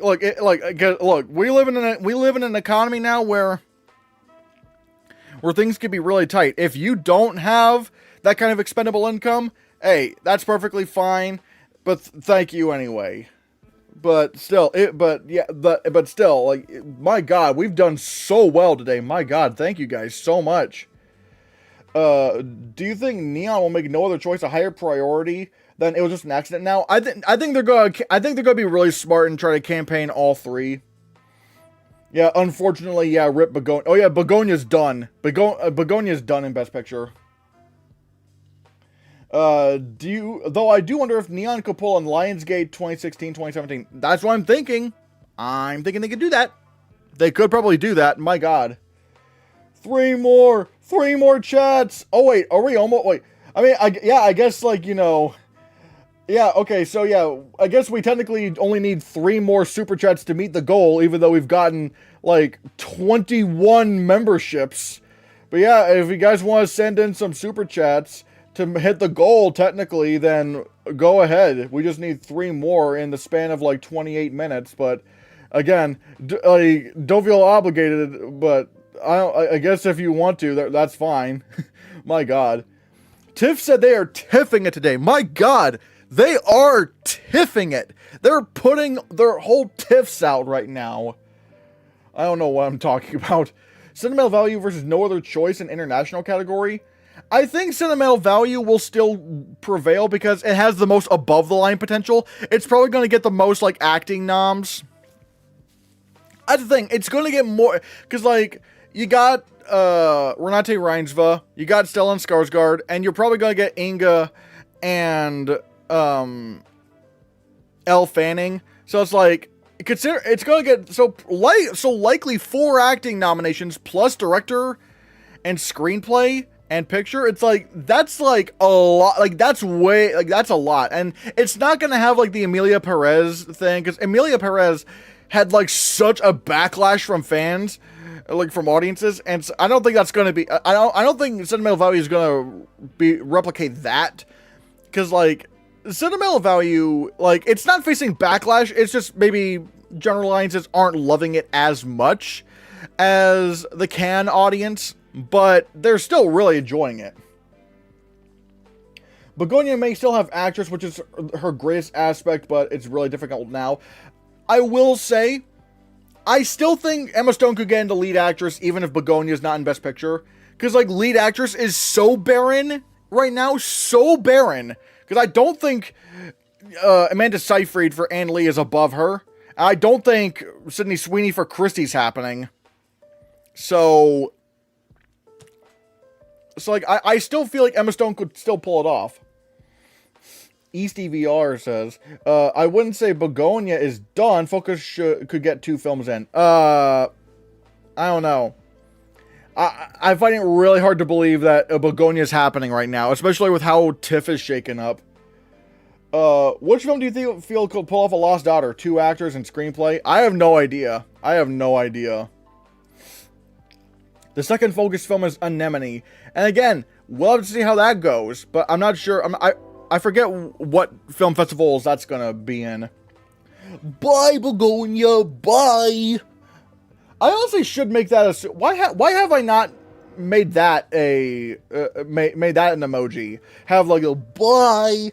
Wait, yeah, okay. I will say, after this stream, I'm gonna make a new emote for bye, and just kind of do that. No, Begonia. Oh, and Mainline Productions is putting in those emojis. Yeah, put in those Hannahcast emojis. Let's go. I think Begonia could get minimal nominations. Acting, screenplay, maybe director. I don't know. I need coffee. I mean, we'll see. I don't know about... maybe screenplay because adapted is pretty barren, but we'll have to see. Yeah, bye, Rental Family. Bye. Wicked will sweep. I'm hoping Wicked's great. I loved the first Wicked. We'll have to see. Who has a better chance of being nominated? Dwayne Johnson or Sydney Sweeney? Easily Dwayne Johnson. Easily. Because at least people like The Smashing Machine. People don't like Christie. Christie's gotten some pretty bad reviews. But even though people aren't loving The Smashing Machine, like, it's not they're not loving it. Like, they still like it quite a bit. And I can see Dwayne Johnson getting Golden Globe, SAG, maybe even Critics' Choice. I don't think he's going to get the BAFTA nomination. But, like, you know, I do, like, at least people do like The Smashing Machine. Do you see Glenn Close getting in? If Wake Up Dead Man's in Best Picture, yes, I could see her getting in. Begonia's so weird, though. I mean, we've had weird movies in Best Picture before. So, like, I'm glad we have more Oscar YouTubers. Yeah, I am too, and thank you. Do you think Emma Stone still gets in? I'm thinking of swapping her with Rose Byrne. I already have Seyfried in. I have no idea what to do right now in lead actress, and I have to make a video tomorrow. Award expert just removed People's Choice Award. I mean, yeah, probably because voting isn't available on it right now. You'll probably still be able. I think right now Justin is like making the leaderboard, which God, I know. Like, I wonder how he's gonna kind of combat the I wonder how he's gonna combat the whole like thing where people were like, you know, trying to cheat and fix up their votes and stuff. But I know I didn't. I stayed pure because I'm not a cheater. Because cheaters don't technically win. You don't win it. You don't win at life when you cheat. Yeah, you don't win at life when you cheat. Glenn Close could get into Critics' Choice because they always support the girls from Knives Out, and the Golden Globes will do it because it's Glenn Close. Maybe. Again, we'll just have to see. Now, I will say, if Wake Up Dead Man gets into SAG Ensemble, then, like, my God. I want Jeremy Renner for Dead Man. I wish there was an app to show us, you know, what Jeremy... I wish there was an app that could show us more about Jeremy Renner's character in Wake Up Dead Man. But yeah. Yeah, literally everyone in the award experts server was fixing their predictions. Boo! Cheaters never win! Outside of Buckley, Reinsva, and Byrne, she's safe now. I'm not sure if she's safe, but we'll see. And possibly Erivo. There's not much to choose in that category. I still don't have Erivo in right now because I still think Wicked for Good's gonna be not gonna be considered as good as the first one. And it might not, like, because again, there is a whole thing of the second act of Wicked not being as acclaimed as the first act. So I'm right now just waiting to see when the movie releases. Like, I want to see the critic reviews. I want to see the audience reaction. I want to see how all that goes before I start predicting Wicked. Begonia is weird in an alienating way, to the point where the point is not clear and it makes the audience very uncomfortable. The Oscars won't be on board. Also suspect an online backlash. I don't know. We'll have to see. Autocorrect is so stupid. Oh. Oh, God. Random. But when people were asking which MCU actor was going to be in Wake Up Dead Man, I said Jeremy Renner. Oh. I see a universe where Roofman won the People's Choice, and many of us were putting Channing Tatum in Best Actor. Oh, yeah. I remember, I know that one person in chat that was, like, really gunning for Roofman. They're probably not doing well right now. They're probably not doing very well right now. I just realized, Louis, like, you've been giving so many super chats, and, like, and you're, like, my God, like, and thank you.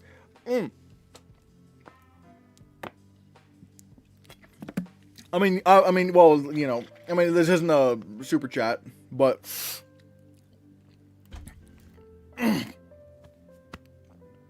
man, I wish I was able, like, I wish people were, I wish there was an option to, like, selectively give someone a membership, because, like, yeah. Like where you can, like, give memberships to individual people. Roofman will win Best Picture. Oh boy. Yeah, yeah. Though I am a little bit more confident in Frankenstein's chances after this morning, I will say, I'm like, what's happening there? Because I still want to go 2 out of 5. But at the same time, what do I do? Because it's like,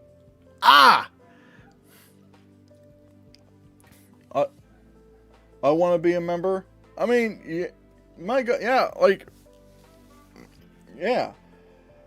But yeah, I'm trying. Wait, what? My brain. Oh my God, my brain. I need to think. There's so much running in my head right now. Oh yes, Roberts. I forgot about her. Yeah, she can get. Well, okay. Well, no, Julia Roberts. No, she can get in. Lack of competition plus name recognition plus only good things about her in the film. Good enough for a nomination. Problem though, After the Hunt was destroyed by critics.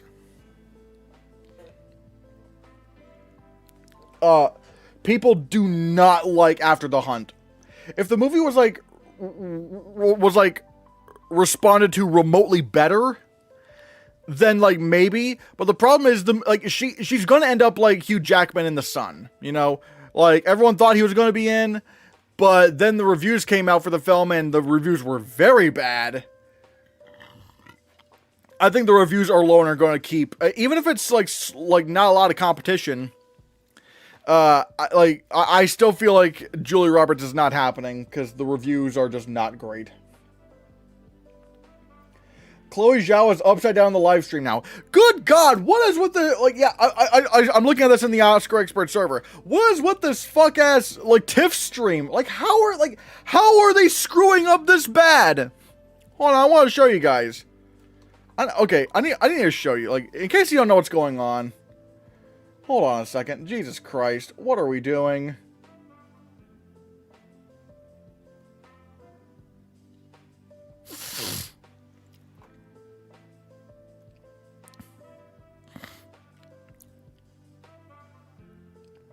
I need to show you guys. What? Apparently this is at TIFF.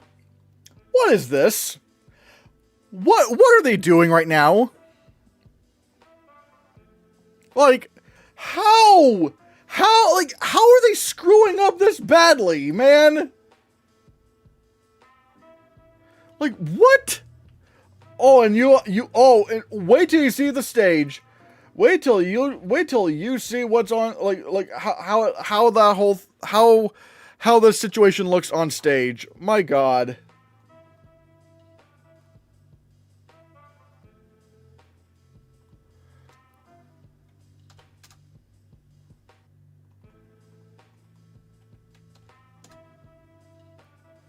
Hold on. My God, guy. I want you all to see this. What is happening? What is happening right now at TIFF? Nothing's going right over there. Like, what? Why? Why can't they get anything right? I get it. I screw up in my live streams too. I'm not a big ass company like TIFF or an organization or whatever. Like, what is happening right now? Zhao is in Australia, I see. Someone already made that joke in the Oscar Experts server, you joke thief. I know what you did. Like, that's not your fucking joke, isn't it? Jail.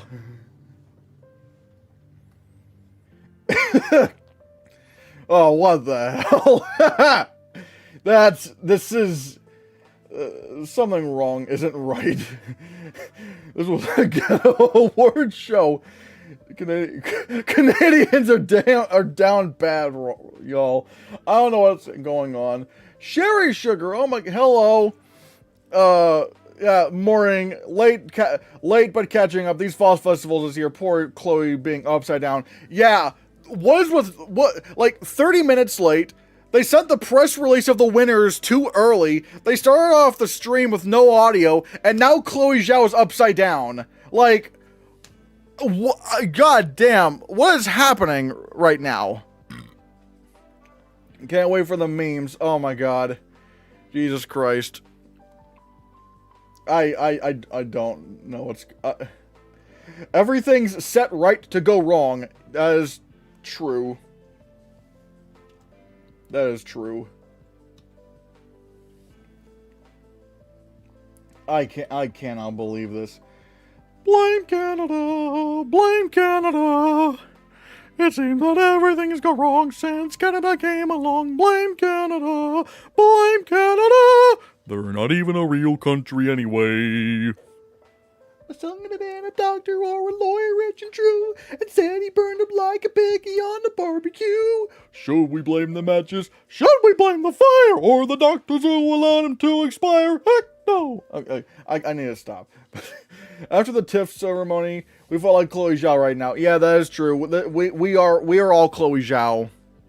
My God. I hope the next awards are just as entertaining. Oh God. What's gonna happen? What's gonna happen next? Like fucking, I don't know. I don't know. I don't know what's happening. I don't know what they're gonna do. But yeah, in case anyone doesn't know, these are our TIFF winners. These are the TIFF winners. You know, the email that was leaked. No, not leaked. That was sent out too early. I don't know how they keep. I don't know how everything keeps going wrong today for them.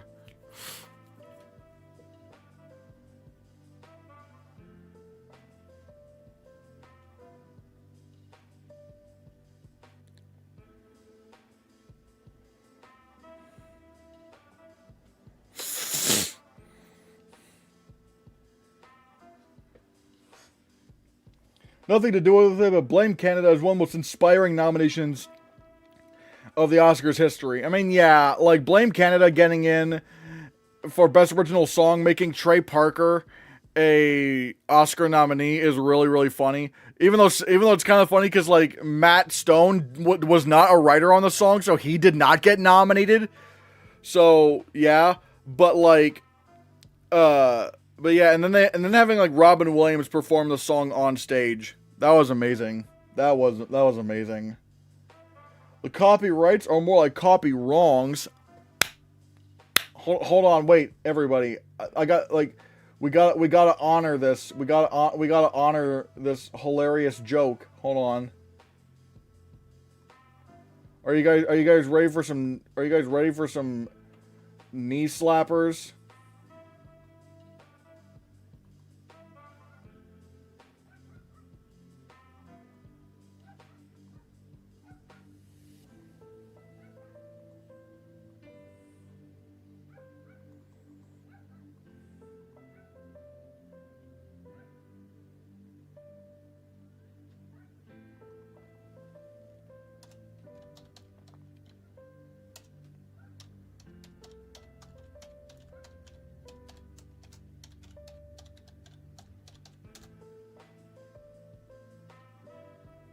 Okay, wait, hold on. We still got this. We still got this. That, like, yeah, hold on.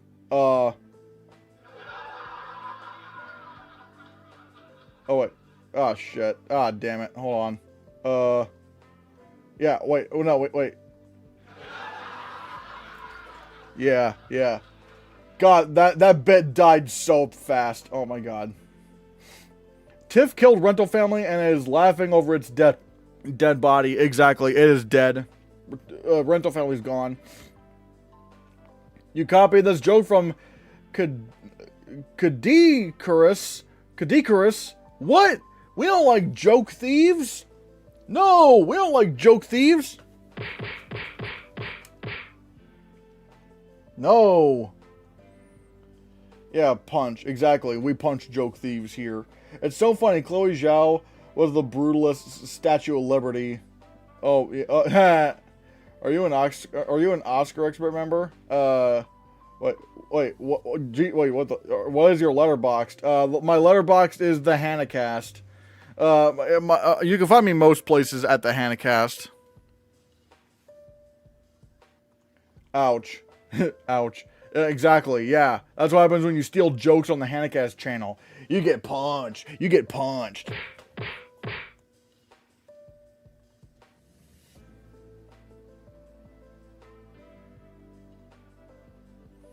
Sorry, but I hope you're talking about the movie. Grade for Megalopolis. I don't know about,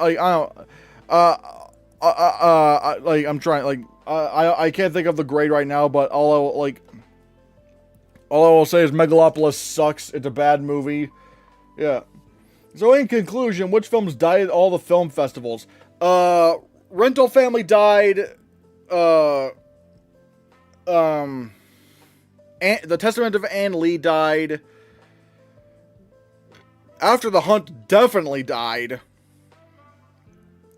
I don't know if I should automatically say Jay Kelly and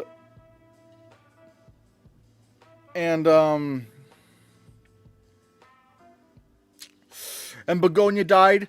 We'll still have to see how those do. Those are three that oh yeah, and also I think I already said Rental Family that died. But yeah.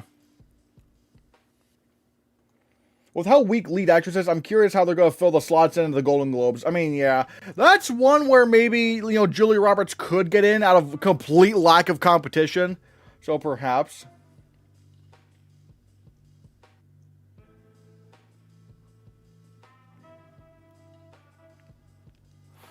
I guess also Christie's dead, but I never really believed in Christie anyway. I thought Rental Family would be like The Whale. Yeah, well, I mean, yeah. I mean, it didn't place here. I mean, who knows? Like, maybe it could get, like, but then again, I don't know. Because, like, The Whale also had, like, a big narrative behind it, so I don't know. Jay Kelly and Begonia have died. But we forgot to bury them. After the hunt is dead and buried. I don't know if Jay Kelly and Begonia are completely dead. We'll have to see how those go. Can Akira Emoto still happen even without Rental Family in picture? I don't think so, because, like, he's not really that well known.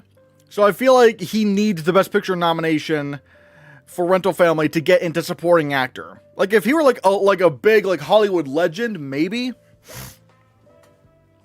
But if you're not in Best Picture, you are vulnerable in the acting categories. Supporting actor is also a weak field. I don't know. I don't know for sure. Oh my god.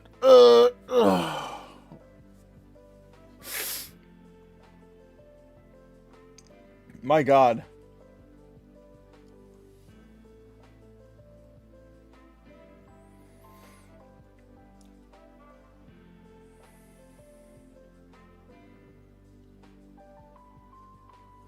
Are you predicting Paul Mescal in lead or supporting? Probably supporting. I'll go supporting right now. Makes the most sense to me. Shit show Mania already? Yeah, you're right, yeah. If one or a couple of movies are... What? But yeah, Hamnet win... Oh. Oops, sorry. Yeah, I'm just not sure what... I'm not sure what's going on right now. God, so much chaos in one day. So much chaos. Holy shit. But yeah. Hamnet winning People's Choice. Like, at the end of the day, it seemed like it was going to be pretty obvious considering, you know, what was, like, the competition. But at least we got it right this year. You know? I didn't get American Fiction right, and I didn't get The Life of Chuck right. But I did get Hamnet right. So that's good. Blue Moon got some good notices out of Telluride and TIFF. Could Sony Pictures Classics get Ethan Hawke in? I don't think so. Lead actor is still looking pretty stacked for Best Picture nominees, so probably not. Did you see the new iPhones release? I don't follow iPhones really that much, and even that I couldn't afford it anyway, so it's like I don't bother. If Hamnet is strong enough, I wonder if the kid could get at least a young actor not mentioned in the Critics' Choice. Well, that's absolutely going to happen. He might even win. That is absolutely going to happen. Absolutely happening. That's not even a question. He'll get in at the young, because like there's like no competition. There's no competition when it comes to, you know, young actor or actress at Critics' Choice. So yeah, that's fine. If one or a couple movies that fell out during the competition do well once released, it will be really confusing award season wise. Yeah, well, again, it depends on what happens. We'll have to see what goes on. What are your Oscar predictions for Project Hail Mary the other year? See, this is interesting because the trailers are not really selling me, but at the same time, Phil Lord and Christopher Miller kind of know what they're doing when it comes to movies. Like, they keep putting out banger after banger after banger. So, and they've done live action before with 21 and 22 Jump Street, and those were movies that we thought would suck and then ended up being really funny. So, we will have to see. We will have to see how those turn out.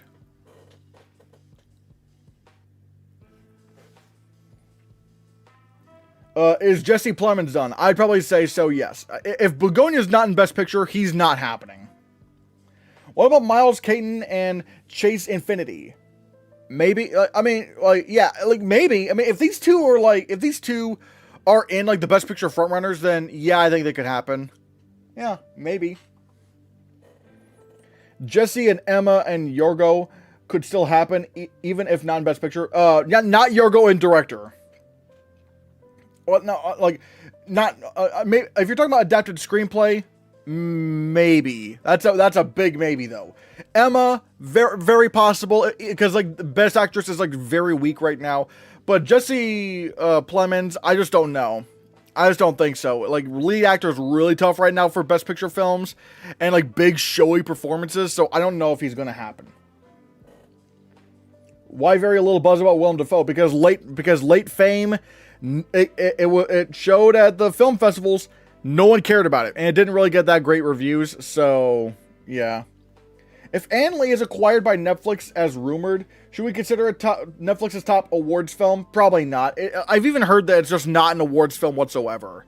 I think they're going to try to push A House of Dynamite. That is the film that had the best, like the contender that had the best reviews coming out of Telluride.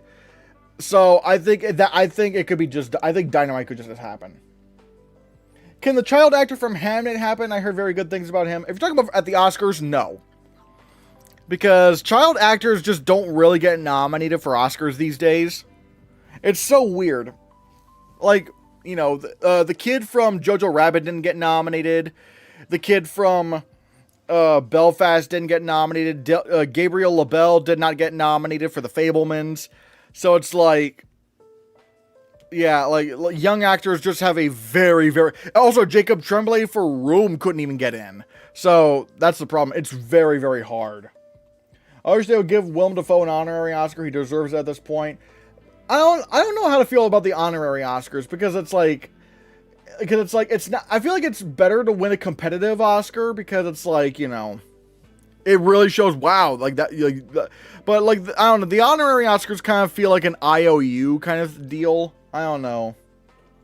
Tron Ares for Best Picture. See, that's what we're talking about.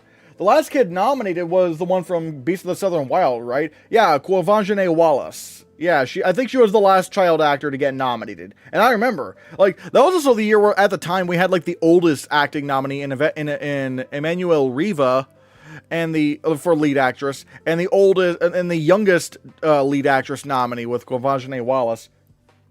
Jacob Tremblay should have won lead actor that year. I had not seen Room, so I can't say.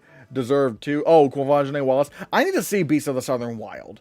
I remember when I saw, like, the commercials, and keep on, this is way before I was ever I mean, I watched the Oscars, but I wasn't really that well tuned into them. But, like, I remember when the commercials were out, I was like, whoa, this looks pretty cool. I think this was, like, during the summer. And then out of nowhere, it got, like, Best Picture at the Oscars, and I was like, damn, okay.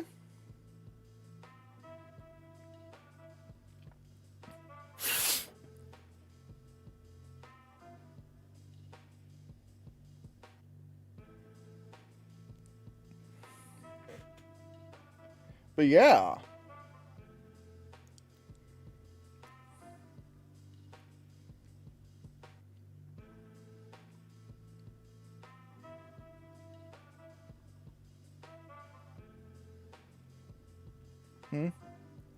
Will Frankenstein be Netflix's best player, or will it just be technical? I think it's just going to be Tex. I mean, granted, it did place number 2 at TIFF, so that's interesting. But again, we do have to take into consideration the International People's Choice Award, because if they didn't have that category, then no other choice probably would have placed. So honestly, I might make a video that'll go out later today. That's more condensed and not just this, live discussion. Like, once I gather my thoughts a bit more, and, once I gather my thoughts more, and I think about the ramifications of all this, I'll make, like, a video with, like, my usual edits and stuff, where I talk about the who won at TIFF. And again, I do think the fact that they introduced the International People's Choice Award, I do feel like that did have an effect on what placed here, like what placed at the, like the People's Choice Award. Have you watched any TV shows? I watched some. I've watched some TV shows. Like, currently, I'm watching Peacemaker. But I need to catch up on some TV shows. I need to catch up on Lord of the Rings, Rings of Power. I need to catch up on The Boys. I need to, especially before Gen V comes out, I need to catch up on Andor. I need to catch up on, like, Skeleton Crew, some of the stuff. So yeah, could the TIFF shit show be a preview for this award season? I have no idea. Hello Peanut Juice. I love the username. That's amazing. Hamnet, Sentimental Value, Sinners, One Battle After Another, No Other Choice, Marty Supreme, Wicked for Good. It Was Just an Accident. Jay Kelly, is this thing on? I mean, maybe. I don't know about, like, there's some that I'm not sure about, but that seems reasonable, at least.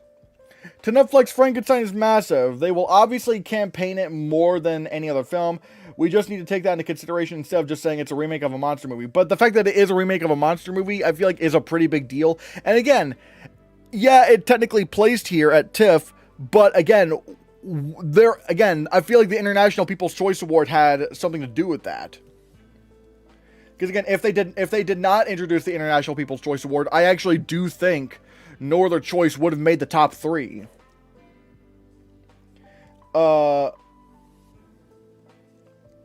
I feel that the International Award, if the International Award had not existed, the top 3 would have been Hamnet, No Other Choice, and Sentimental Value. Maybe, but then again, I don't know, because, like, apparently TIFF audiences were not as hooked on Sentimental Value as, like, the Cannes audiences. So what I'm going to assume is maybe it would have been, the TIFF top 3 would have been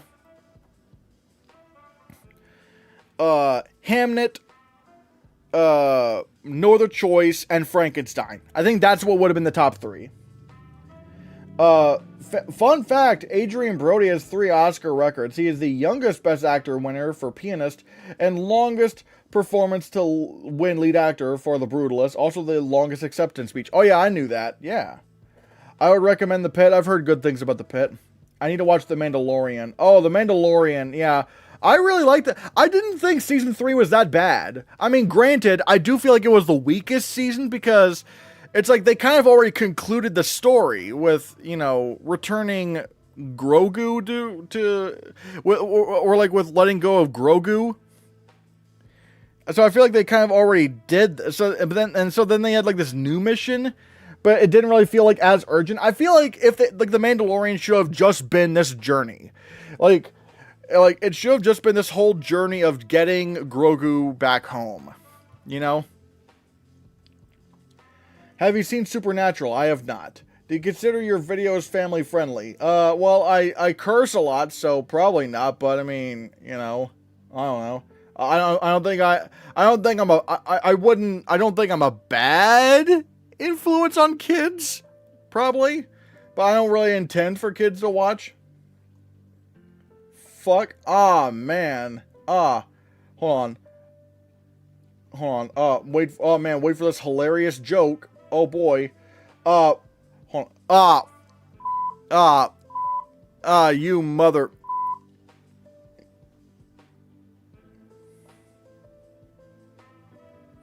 You're entertaining. Never change. Thank you, Che.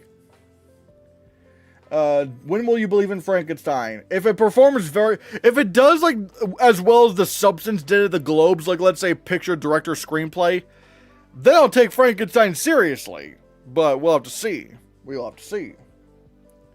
Deadpool and Doomsday be like, yeah, I wonder if they're gonna do that with Deadpool. That would be funny. That would be pretty funny if they did that. Yo, what the heck? Che with more memberships. Oh my god, thank you so much for the gifted memberships. To Angry Marty, Kid Lorenz, Jeffrey Paris, Braden Mindy Buru, and Mexicano Cule. Man, God, thank you so much for the gifted memberships. My god. Holy crap, Lois. My god, I can't believe this. Like, seriously, Che. Thank you so much. That really means a lot. This really helps out the channel by, like, really it does. So thank you. Frankenstein might get PGA. Maybe, but at the same time, PGA will go for more populist stuff. Like they went for Wonder Woman, they went for Deadpool. So I don't know. Should I take one battle after another, or Marty Supreme out of editing for House of Dynamite? I think all 3 get in. I mean, if House of Dynamite is in Best Picture, then I think all 3 of them are going to get nominated for editing. I think there's going to be some, because like, One Battle After Another could potentially be a Best Picture frontrunner, so there's that to consider, and also it's like a big, like, action-y kind of film. Marty Supreme has sports, like there's a whole sports thing going on, that's going to attract the Oscar voters. And then there's House of Dynamite, which is like a very tension-filled film, and if it's in Best Picture, that's gonna happen. Like, what do I have in editing? Okay, what I have in editing are Sinners, A House of Dynamite, One Battle After Another, Marty Supreme, and Hamnet. I think I have those in editing right now.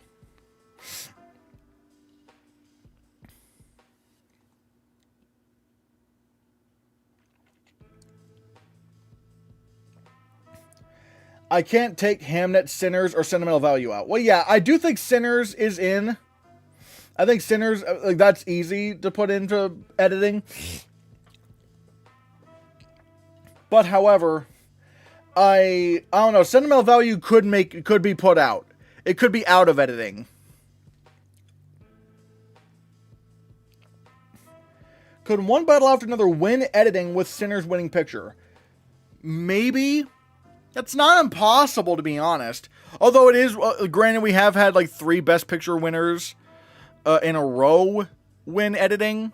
So there is that to consider, even on Nora. But, like, I don't know. With Nora, there was also the whole Sean Baker thing, because he did the editing in the film. But, like, I could see One Battle After Another taking editing, or even House of Dynamite. Like, or even Sinners, but, like, we'll have to see. But, yeah.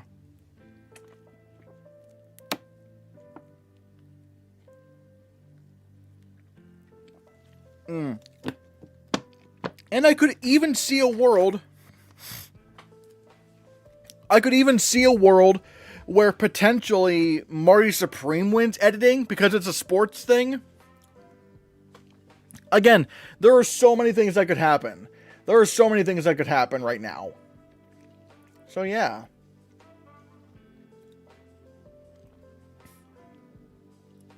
God, how many members are we at right now? Like, good God.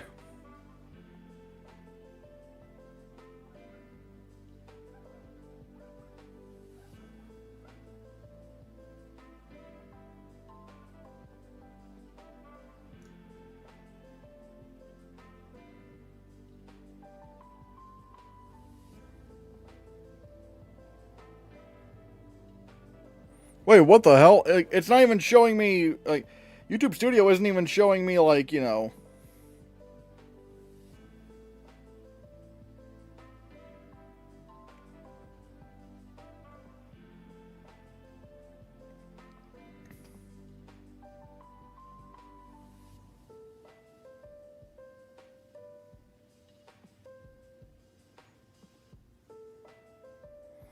Well, yeah, like, what the hell? Like, I used to be able to look at, like, memberships and stuff on my phone, but, like, now it's not even letting me do that. It's like, why? You let me do it before. Oh, okay, I'll have to figure that out later on. But, yeah. Jacoby Jupe really deserves a nomination for Hamnet, and if the film wins Best Picture, I think he could be Jacob Tremblay and get a SAG nomination, and he is playing Hamnet, who the film is about. I mean, maybe, but again, I don't think he's going to get the Oscar nomination. But, so, yeah, I don't know. Because editing is too stuffed, I have House of Dynamite in picture, supporting actor, supporting actress, casting, and sound. I don't know. I've heard House of Dynamite is not really an acting player, but also because the whole film was about, like, you know, a missile attack in real time. If it's in Best Picture, I don't see a world where that misses editing. I just don't see a world where that misses editing. I really do think Sentimental Value could just miss out because it's just not the showiest editing, and there's so many films here that are very like showy editing. In order for Marty Supreme to win editing, he would have to win picture or director or be nominated for sound. Maybe, but man, again, who knows? There's so much going on right now. Saying Jacoby Jupe is what Hamnet is about is like saying Beetlejuice is what Beetlejuice is about. I mean, yes, but it's not their narrative. Again, I'm not sure. I don't think Jacoby Jupe is happening, but we'll have to see. I don't see Marty Supreme being a win for editing. I just don't think it. I just don't think it's in contention to win Best Picture. I mean, that is true, but again, it's like it's weird because like the past 3 years, yeah, we've had Best Picture winners win editing, but like with Everything Everywhere All at Once and Oppenheimer, it made sense, but with Anora, it really didn't. So I don't really know what to do there. Like that's where things get confusing. Shit's crazy today. I agree. House of Dynamite seems like a SAG ensemble movie that just gets no acting nominations because you can't single out one person. That's what I've heard. That's precisely what I've heard. That there's not really anybody that really stands out in the movie. So we'll have to see how that goes. Christian, admit that stat is true. Admit you were wrong. Wait, what? Wait, what stat? Oh. Wait, what? In order for Marty Supreme to win editing, they'll have to win picture or director or be nominated for sound. But to be fair, like, you know, Honore wasn't nominated. Wait. Or be nominated for sound. Oh, boy. But again, I don't know. Because, like, Dune... Okay, I guess there is... Wait, that was that one sound. But, like, I don't know. And plus, there's also... And yeah, there is the whole sound thing. But, like, you know... I don't know what would have won sound between...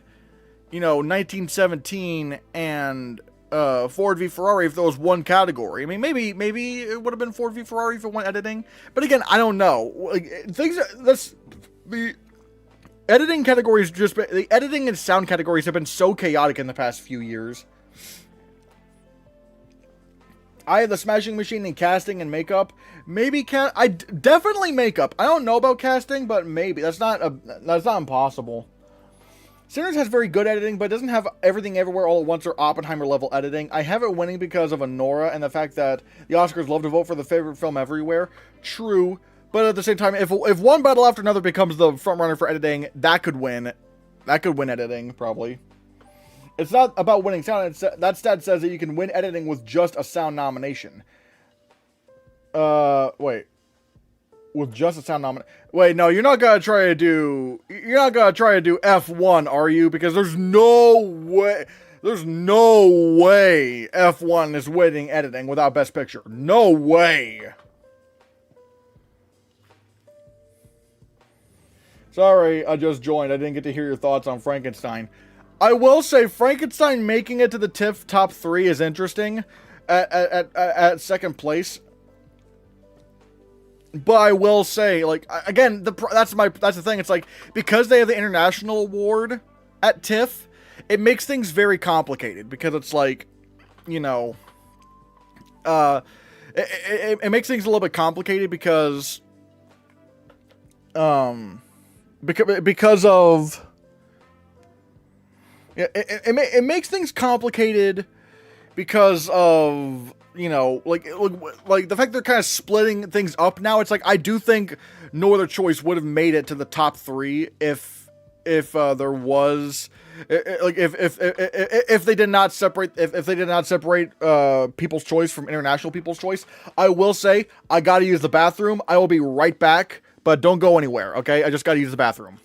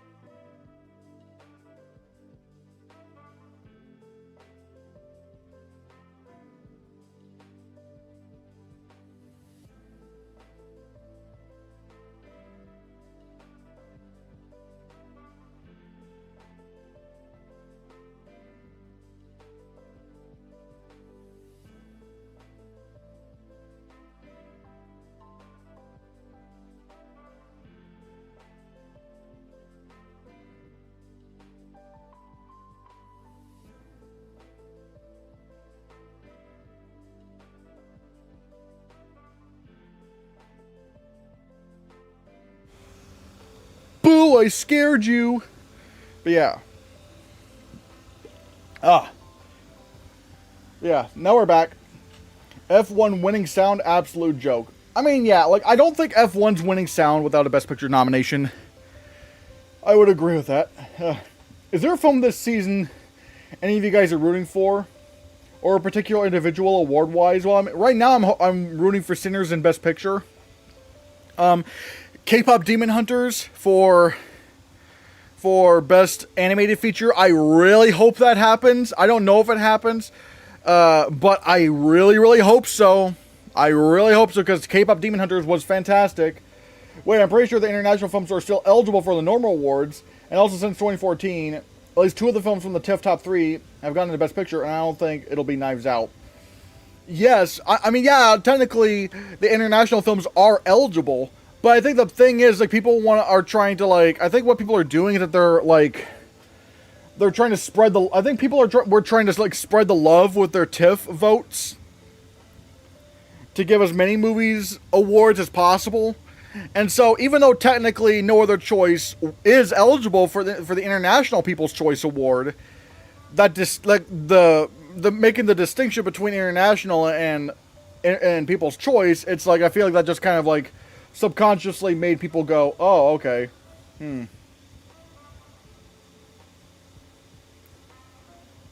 So yeah, I think that's kind of what people were doing.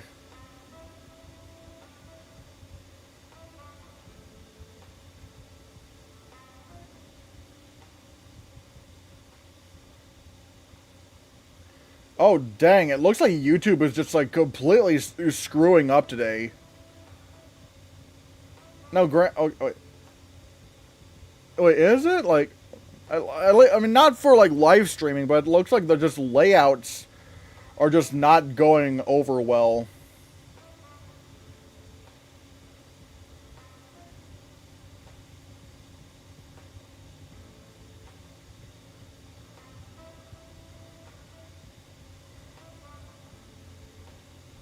My God.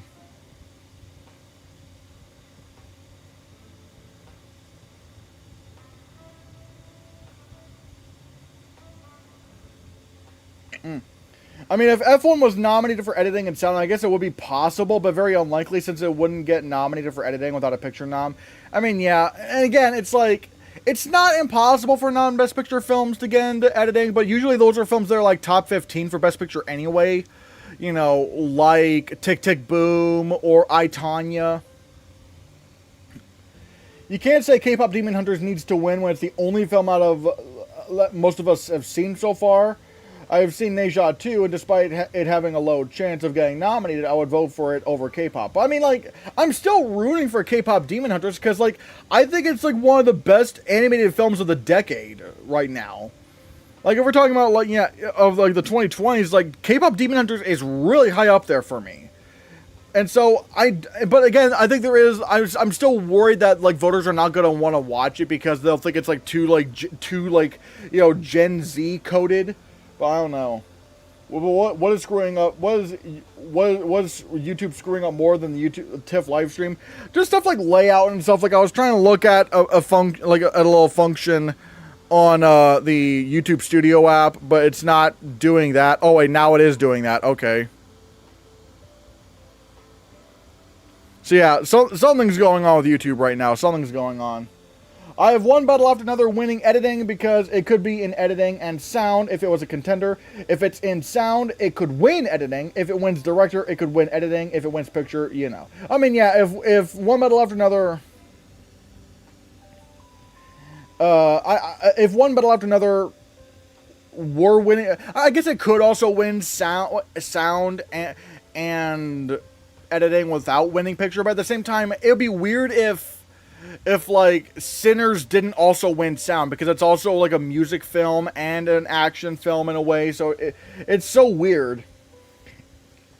If K-pop Demon Hunters came out last year, it would have been number 3 for animated feature, but maybe it could have beaten the El Mal song. I don't know. Like the 5 that they went with at the Oscars was pretty locked up, and it's like, I don't know. And again, I just worry that the older, crudgety Academy is not gonna like the very, very hot, like, high octane K-pop Demon Hunters. Also, I hope you guys don't mind the fan. It's just really hot in here, so I just had to do that. Is the next festival AFI, or is there one more before that? I wonder what will do well there. I don't know exactly, but I know that there's also the New York Film Festival, which is where Is This Thing On's going to premiere. Do you think you'll be able to see One Battle After Another in theaters? Yes, through a couple people. I will be seeing One Battle After Another. So, hooray! Maybe I might even try to do a review. I need to try to do a review. I'm not great with gathering my thoughts initially, because I always end up changing my mind a little bit, but we'll have to see. You should add Frankenstein back into your list for Best Picture. It doesn't have to be top 10, but it should be top 30. So, like, yeah, I'll probably do that at some point. So with friends. I'm not seeing it with friends, but friends are helping me see it.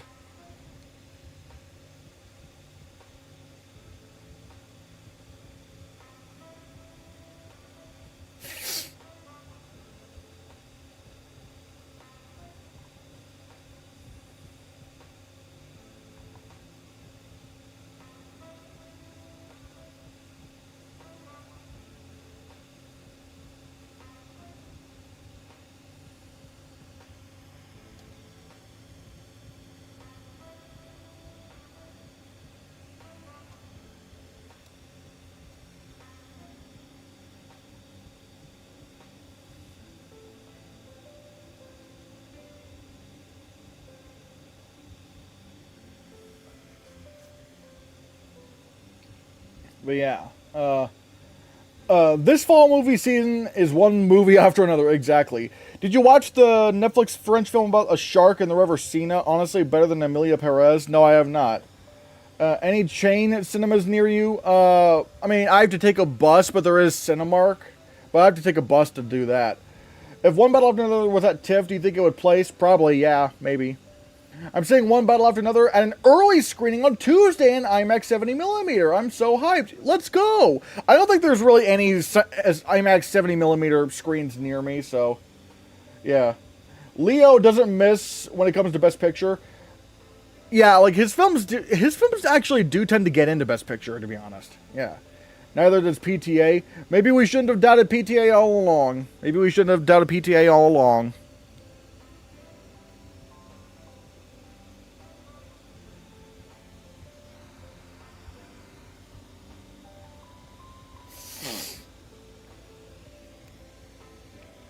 My God. Oh my God. This stream has been amazing.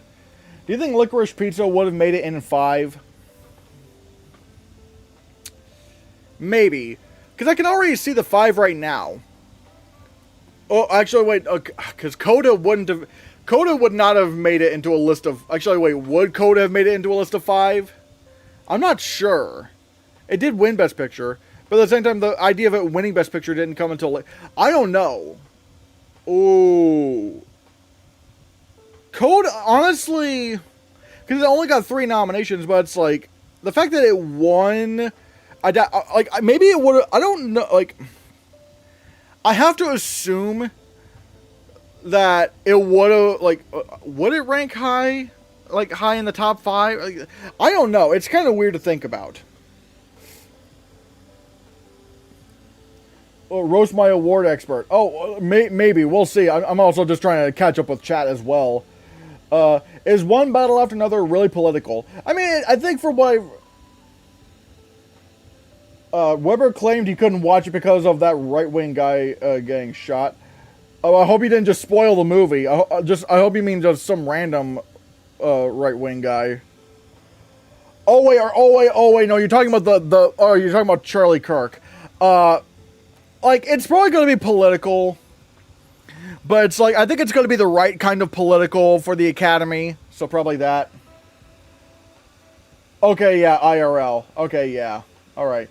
Yeah, I don't think it's going to, like, I don't think One Battle After Another is going to be that, like, oh, we better not touch this. If, like, I think, it's, considering we're in the current administration that we're in the world, I feel like the Academy might feel more emboldened to vote for this film. Are there any other films you know you'll be able to see in theaters? No, not that I know for certain. Because again, like, money is tight, so I don't know. Licorice Pizza did get Best Director. I mean, yeah, but I also don't think Drive My Car would have made a top 5 for Best Director.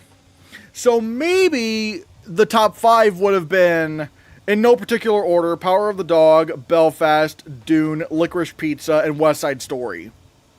Which is also the DGA top 5. But DGA top 5 and Oscars top 5 usually would be, you know, they would sometimes be lined up pretty well. You have to go now. Bye. Everyone say bye, Eglantine. Bye.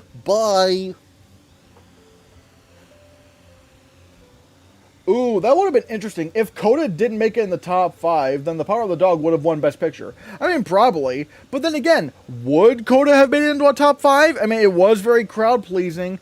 But again, because it did get a Golden Globe drama nomination. And it did end up winning Adapted Screenplay, so that is something to consider. But then again, you know, did it win Best Picture? Because we know that it was in Best Picture. So again, it's really tough. The next movie I'm seeing in theaters is A House of Dynamite and Rental Family. Wait, you're seeing Netflix movies in theaters? What? That's cool.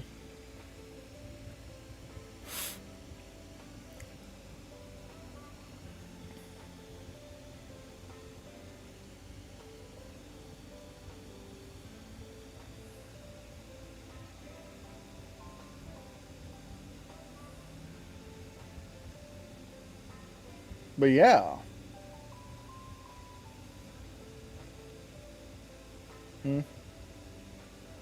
Yeah, DGA top 5 is usually top 5 for Best Picture, while the Oscars are capable of snubbing films and director that win Best Picture, like Green Book. Yeah, that is true, maybe, yeah. Oh, roasting Letterboxd. Okay, let's go to your Letterboxd.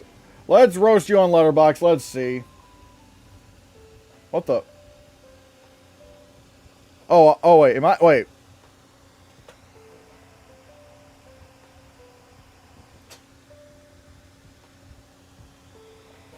Oh, yeah, that was weird. I was kind of fuzzy out there for a second. Let's see.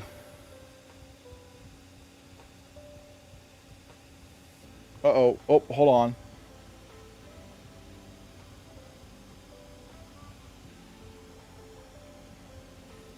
Okay, let's see what you have to say. Or like, let's see your Letterboxd if you want me to roast your Letterboxd. Also, sorry I keep forgetting the Leo Tennyson. Sorry I keep forgetting about that. It's like for some I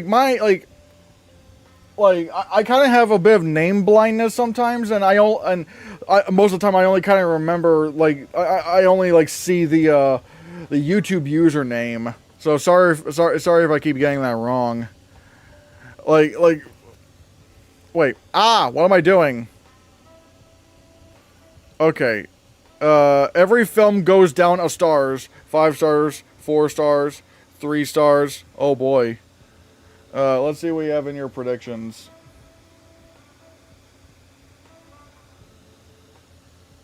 Oh, wait.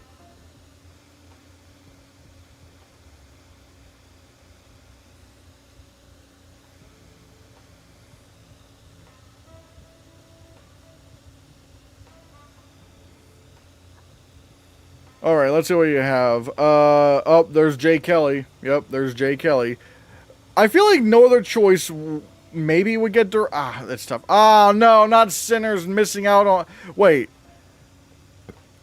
Sinners is not in director, but you don't have Park Chan-wook? I feel like Park Chan-wook would get in over... would get in over Josh Safdie if you don't have Ryan Coogler in there. Oh, there is that Julia Roberts? Oh, wait, no, that's probably Rose Byrne. Yep. Oh, God. Oh. Alright, there's Timmy. It's Timmy Tay. It's Timmy Tay. Miss Lauren. Miss Lauren. But yes, yeah, supporting actor, original screenplay, Begonia, casting,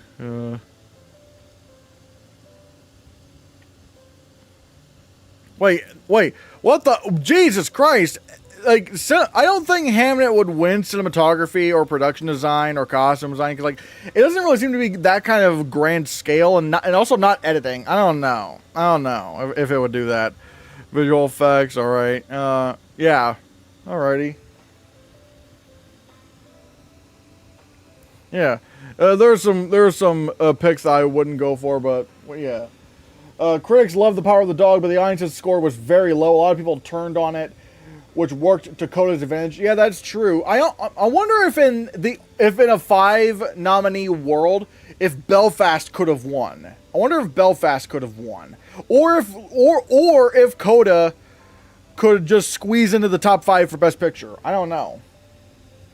Oh yeah, can you do a rental? I already buy Rental Family, buy. But yeah, I did do buy Rental Family earlier. Keep up with the chat. Not Letterboxd award expert. Oh yeah. Cook my letterbox to a crisp. There's so many people. Oh my god. Oh, what the? Oh, we got a new subscriber. For Josephine DeMarco. Oh, thank you. I didn't realize I didn't realize I had I didn't realize I had like subscribers on, but hey, we got a new subscriber. Oh, sorry, I was out earlier. I didn't see your first buy Rental Family. Yeah. Why are you an award expert? Because someone wanted me to roast their award expert, and now I'm worried that other people are going to want me to do that. I'm like, Note, I don't rate movies. I just make lists. Oh, yeah. Oh, roast my letterbox. Oh, God. There's so much going on right now. Zooey Mama. Just roast my... Honestly, wait. I just realized. What if we made that its own stream? Huh? Yeah. How about that? Maybe, because like the stream's already going on quite a bit as is, but like what if at some point in the near future we actually did a live stream where I did roast your letterboxds, and I roast your award experts and stuff. Maybe I could do that, and so like maybe I could just make that its own stream. Yeah, maybe I could probably put out like a community post. Either like actually, if it's a live stream, well, I could probably put out a community post to let you guys know, when we're doing it and, and all that stuff. And then, you come on to chat, you put in your username, and then I will roast your letterboxes accordingly. But just know, I will be funny, or maybe not. Maybe my jokes are stupid, but we'll have to see. Works for me? Hell yeah. Roasting award expert and letterbox. Exactly. Yeah, like I said, we could probably do that. You seem really hesitant about Hamnet. I mean, that's the thing. It's like, I just don't know if it's a Best Picture kind of winning film, That's the problem. It's like, it doesn't usually fit the bill for what wins Best Picture. It is, now granted, again, it did win People's Choice, so it is winning audiences over. But I feel like it's either going to be Sinners or One Battle After Another that really takes the cake, because it's a lot more, because those are films that are a lot more like socially relevant right now. Just took Rental Family out of picture, original screenplay and actor. I know, it hurts. Honestly, this is Gay Coffee Addict. Honestly, roasting viewers' movie opinions in general sounds rad. Yeah, that'd be funny. Can you roast award experts in tomorrow's member stream? I would probably make this. I would probably make that a. I would probably do that as a public stream, honestly, so that because that could probably help us get more members or super chats and stuff like that. Like tomorrow, and that's the thing. Also, if you're a member, I will be doing a members only, just general live chat stream tomorrow. Because I try to do that every week, but maybe sometime next week, like maybe Wednesday, maybe Wednesday or Thursday or something like that. I don't know. But sometime next week, I'll probably try to do we'll try to do that letterboxed award expert, roasting session. Sinners won't win. No, Sinners can win, Leo. It can. Did you see the newest Mission Impossible? No, I have not yet. I have not won. I have not seen it yet. Roast My Editing 5, one battle after another. Hamnet, Marty Supreme, House of Dynamite, No Other Choice. Leaving out Sinners and Sentimental Value. Well, I guess I have no other choice than to beat you up. Wait, where is it? But yeah.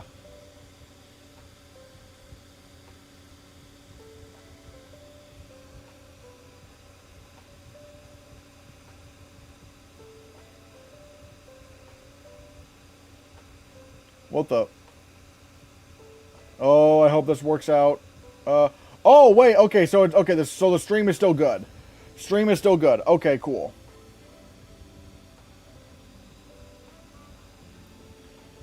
Sinners doesn't fit the bill either. It does, though. It has, like, the social relevance. It has the box office. It has the acclaim. Sinners does have the goods to win Best Picture. It just depends on what the other competition is like. If Chloe's daddy pays, Hamnet can win. One battle after another, a sentimental value, more likely to. Maybe one battle after another right now. But again, I really, really want to hold off until I see the reviews and the box office. I think one battle after another is going to sweep. Oh, she's a billionaire heiress. I mean, hey, look. I don't want, people just like Hamnet, okay? Let's be fair here. People do really like Hamnet, so let's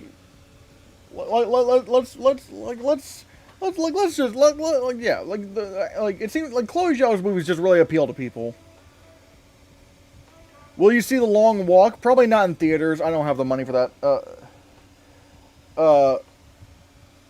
Thank you for remembering Leo. Should I call you Christian, bruh? I mean, yeah. Again, I'm sorry about again not realizing the whole Leo thing. It's just like, yeah, it's just like I like when there's a lot of names I keep forgetting. Oh wait, yeah, like when there's, especially when I just see like the names on here, and like that's usually what I've just been reading them as. So I'll try to remember Leo. Sinners winning picture seems too good to be true. Again, it could still happen, but again, we'll have to see. If Mescal and Skarsgård both go lead, they would be the win contenders for lead. And I don't know who the fuck would win supporting actor. Yeah, like maybe Skarsgård. I would still maybe Skarsgård because I don't know, Hamnet winning 2 acting awards, but then again, 3 billboards outside Ebbing, Missouri did that. So I don't know. Damn, Hannahcast assaults someone live on stream. Tragic. Yeah, and I'll do it again. I still think Sinners, with one battle after another, possibly being a strong contender. After that, I think once movies are released, a couple of these will fall down, and possibly there may be surprise contenders. Maybe. I think right now we can all safely say the top 3, in whatever order you would have them in. The top 3 are Sinners, One Battle After Another, and Hamnet. Like, and again, in whatever order. But I think those are your top 3 contenders. Sinners, One Battle After Another, and Hamnet. Those are the top 3. Oh, wait. Sean Penn or Jeremy Strong could win? I don't think Jeremy Strong is going to win for Deliver Me From Nowhere. And I don't know if Sean Penn's going to win for One Battle After Another. I don't know.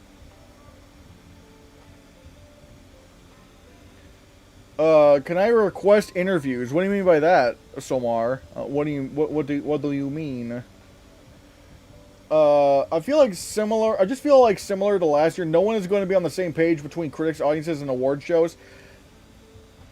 Well, I mean, like, to be fair, they were kind of on board with Anora, because Anora still performed very well with, like, audience scores, and it did place at TIFF last year. The Critics' Choice gave Anora Best Picture, and the Oscars showered Anora with awards. So, it's like Honora was a pretty mostly agreeable Best Picture winner amongst people. Let's box, Mr. Cast. Okay. Wait. Oh, there we go. Yeah, prepare yourself.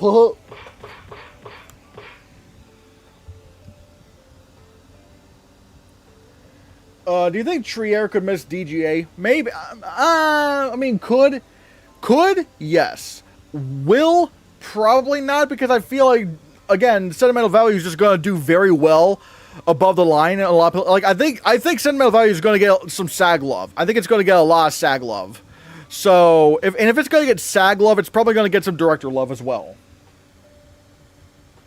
Yo, Christian. Hello, AJ. Do you think Hamnet will get SAG Ensemble? Probably not, because it's really just kind of two actors for the most part, from what I understood. Thumb slipped. Ah. Oh, because canceled. Do you think you'll like One Battle After Another more than Sinners? From 1 to 10, how excited are you to see it? I'm honestly probably a 9. I'm very excited to see One Battle After Another. I don't know if it's going to be better than Sinners, but it could be. We'll just have to see. No, but look on Award Expert. If Skarsgård and Mescal both go lead, who will you put at number 1? Oh. I mean, I don't know. God, I don't know. It's just like, but this, because like, there is the idea, like, I don't know, because I do think even in supporting actor, these two are both like the front runners for supporting actor, but with lead actor, I mean, yeah, they would be the front runners there as well. But I don't know if I can do, but like, I don't know.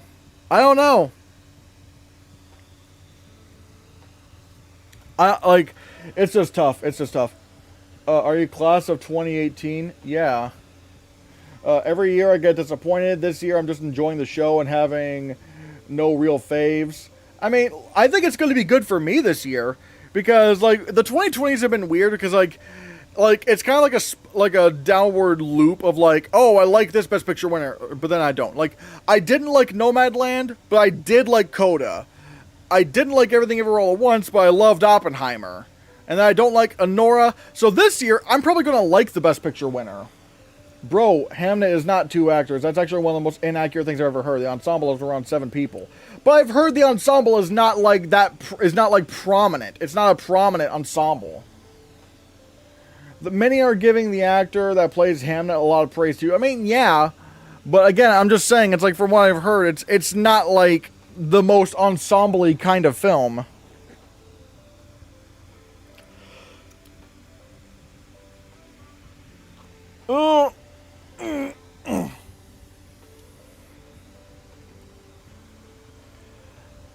Everything Ever All at Once is the greatest film ever made. No, Hannahbot. It's not.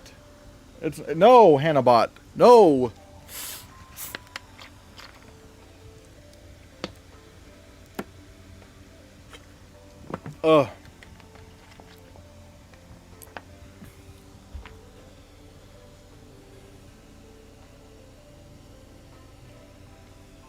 Trying to think.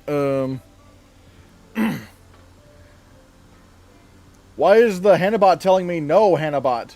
No, I'm not the Hannahbot. That's the Hannahbot. No. Did you watch Cole's review? He shouted out Jacoby Jupe, Emily Watson, and Joe Alwyn. Oh, and I would also shout out Olivia Lyons, who is fantastic. Again, I just don't. Hamnet just doesn't really scream. Hamnet just doesn't really scream ensemble to me, but we'll have to see.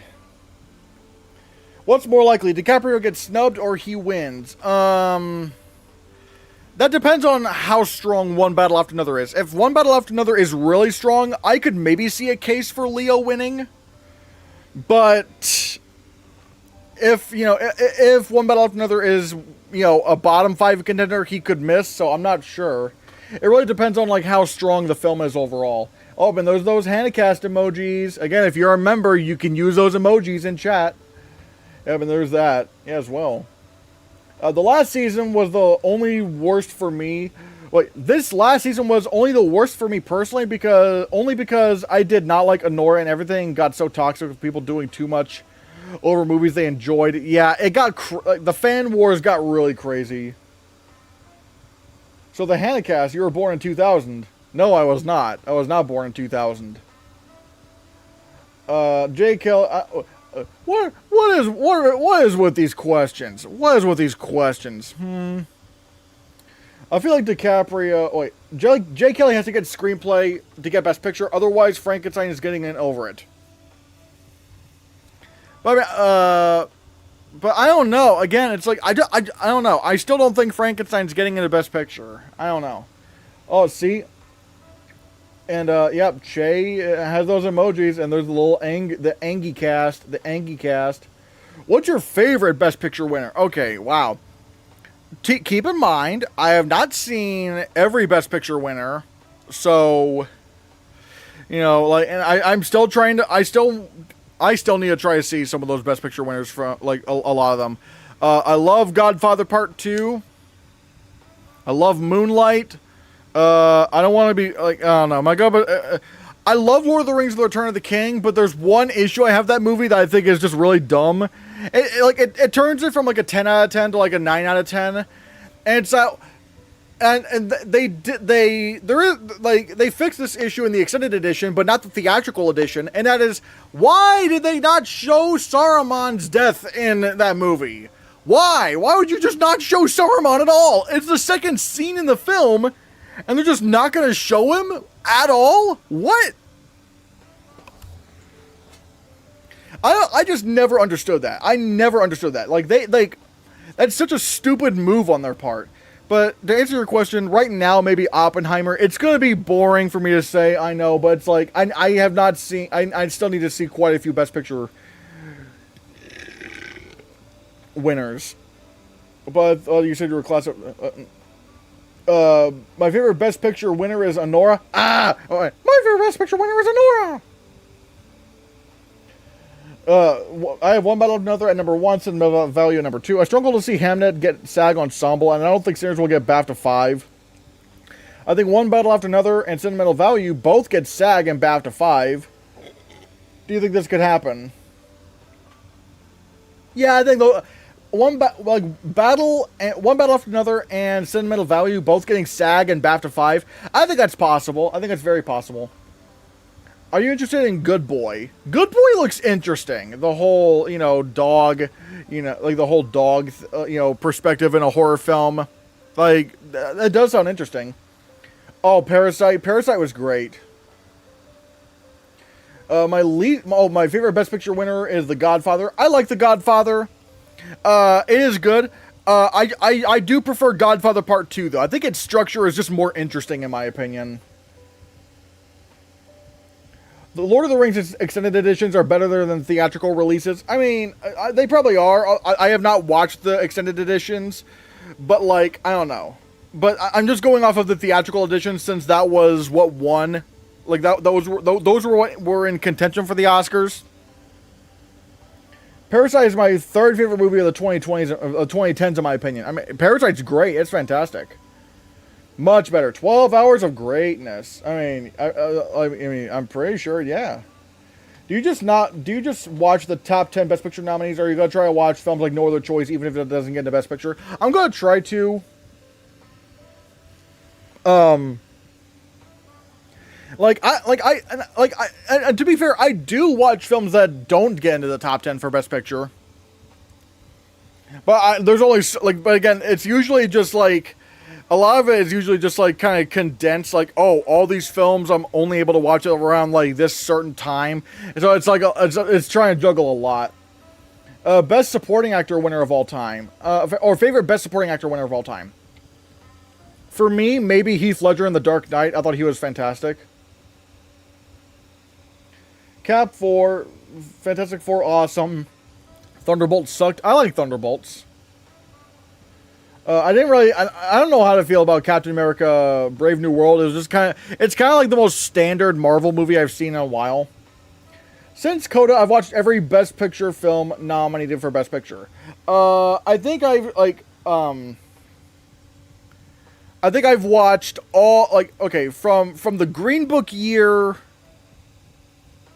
Wait, did I watch all of the 2017 films for Best Picture?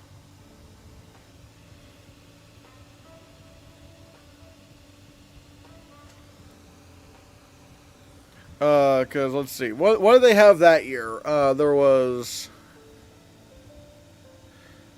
what was it? There was Darkest Hour, Dunkirk, Shape of Water, Three Billboards, Get Out, Lady Bird, Phantom Thread.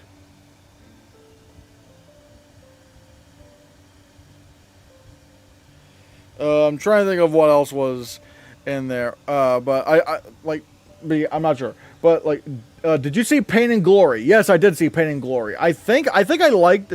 I haven't seen that movie in a while. So I remember liking it. Coda and Moonlight are honorable mentions for me. Coda's great. I love, especially Moonlight. Moonlight's amazing.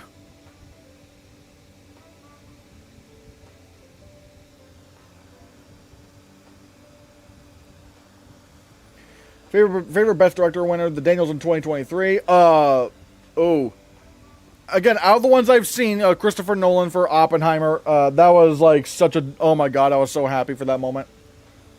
Hamnet is eligible for score. Yeah, I heard about that. Yeah, Hamnet, yeah, score at the Oscar. Yeah, apparently Hamnet is eligible to be nominated for Best Original Score. At least that's what the studio is saying. So, hey, maybe that happens. Maybe that happens. It's going to be tough because there's a lot of contenders now. There is a lot of contenders now.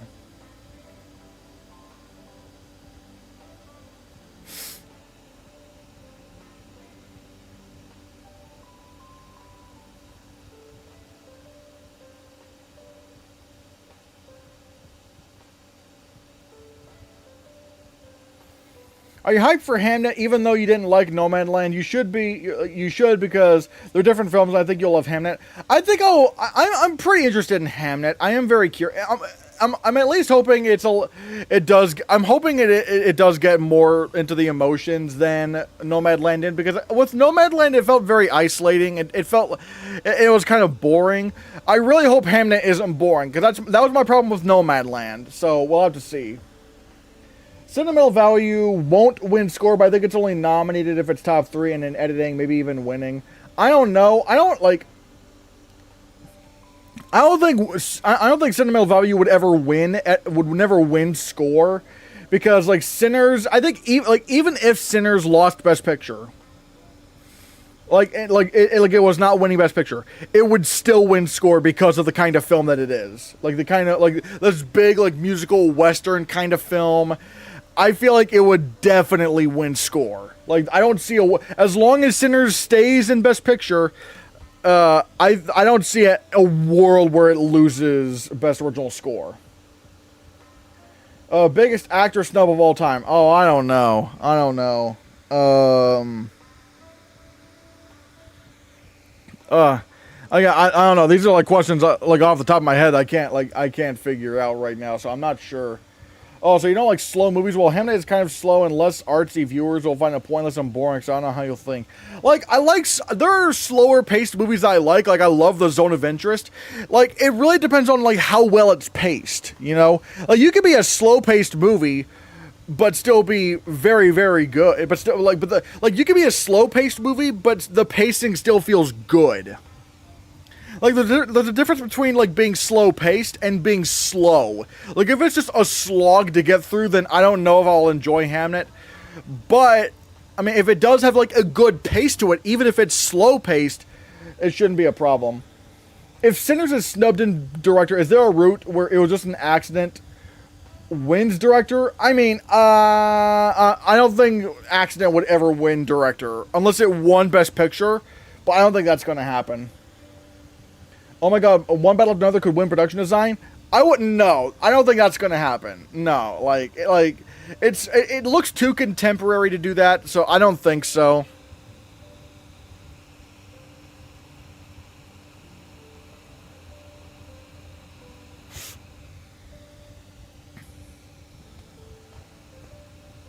Have you seen Pirates of the Caribbean? I've seen all the movies. I like them.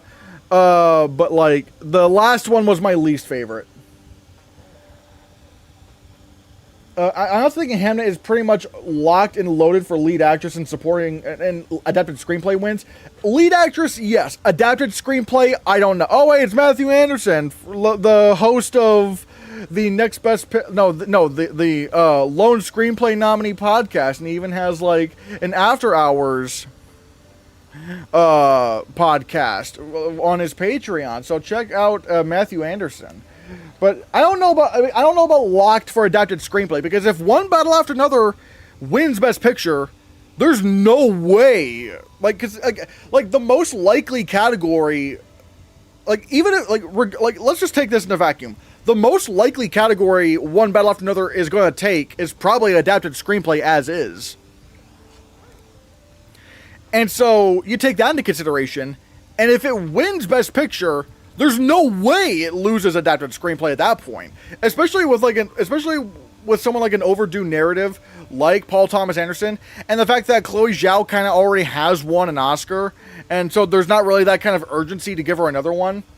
I think that's the problem. Like, One Battle After Another is more I think it's just in a vacuum more likely to win adapted screenplay than unless One Battle After Another it turns out it's all bark but no bite, and it's just people don't think it's the best Paul Thomas Anderson movie, and maybe it does flop at the box office. But if the hype is true, then there's no way One Battle After Another loses adapted screenplay to Hamnet. No way. Again, unless Battle just completely flops. Who won? Yeah, I'll show you who won. Hamnet won. Like, first place was Hamnet, that won People's Choice. Second place was Frankenstein, and third place is Wake Up Dead Man. So yeah. Like, non-stop Liam Neeson movie. Oh. Favorite David Lynch film. I don't know if I've seen a lot of his movies. I know a lot of people have different opinions on art, but if you watch Hamnet and know it's a slow slog, you completely misunderstood it. Well, I think it's just kind of making excuses for other people's opinions, to be honest. I mean, I could say, well, I mean, I could make excuses for why other people like movies that I don't, or don't like movies that I like, but I don't think that's a good mindset to have. I think that's the kind of mindset that can lead to, like, toxic fandom, and not being able, and I've seen this happen where people just aren't able to take different opinions from other people when it comes to movies. I mean, obviously there's a limit. Like, if someone just starts bringing like personal biases against groups of people into the argument, then like calling it woke. Okay, well, yeah, you don't have to take those opinions seriously at all. But if someone just generally just doesn't like a movie, even if it's very well acclaimed, well, it's not really they misunderstood it. It's just like that's just how the film hit them. And I feel like not recognizing that could lead to a world, like, that could lead to people being overly hostile about not agreeing with each other on a movie. And I feel like that could be, I feel like that's the danger in not accepting that. Should we forget Rental Family? Probably. Yeah, Rental Family's kind of dead. Under the Skin or Zone of Interest? I've not seen Under the Skin, but I love the Zone of Interest. Warner Brothers is campaigning the hell out of One Battle After Another. I mean, yeah. Yeah, One Battle After Another is looking to be pretty strong. Do you think PTA has the best chance of everyone to be nominated and win DGA if the reviews are as good as the reactions? He's the definition of overdue. Maybe? Wait. Okay, wait. Do you think PTA has the best chance of everyone to be nominated and win DGA if the reviews are as good as the reactions? I mean, yeah, like, he could win DG. Like, and I will say this, even though right now I'm saying Sinners is winning Best Picture, I feel like if there were to be an Oppenheimer level sweeper, it would more likely be One Battle After Another than Sinners. But again, I'm not sure how well One Battle After Another will do, but if the reviews are as strong as the reactions, oh boy, we may see a sweep. We may see a sweep.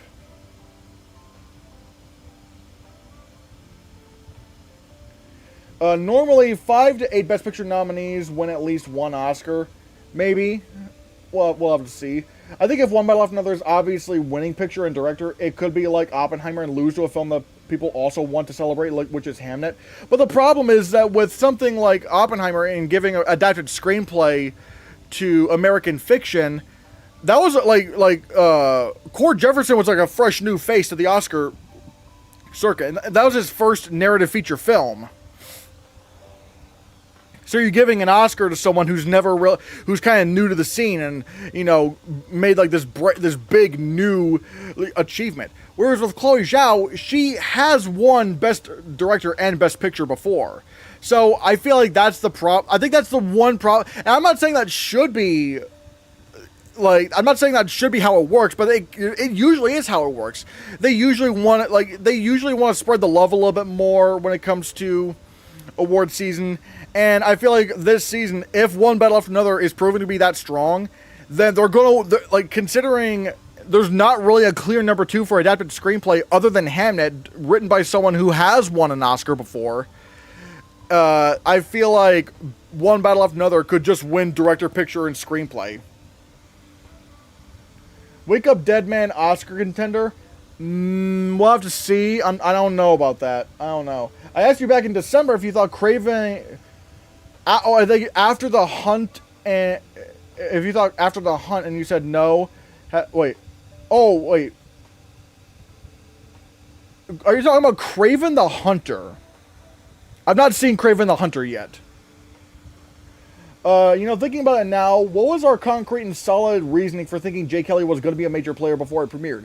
Well, it looked like it was not going to be as weird as something like White Noise. And with Noah Baumbach, these kind of films where they are more down to earth and people talking and whatnot, like Marriage Story, like The Meyerowitz Story is New and Selected. Like, those are the films that got a lot of acclaim from Noah Baumbach.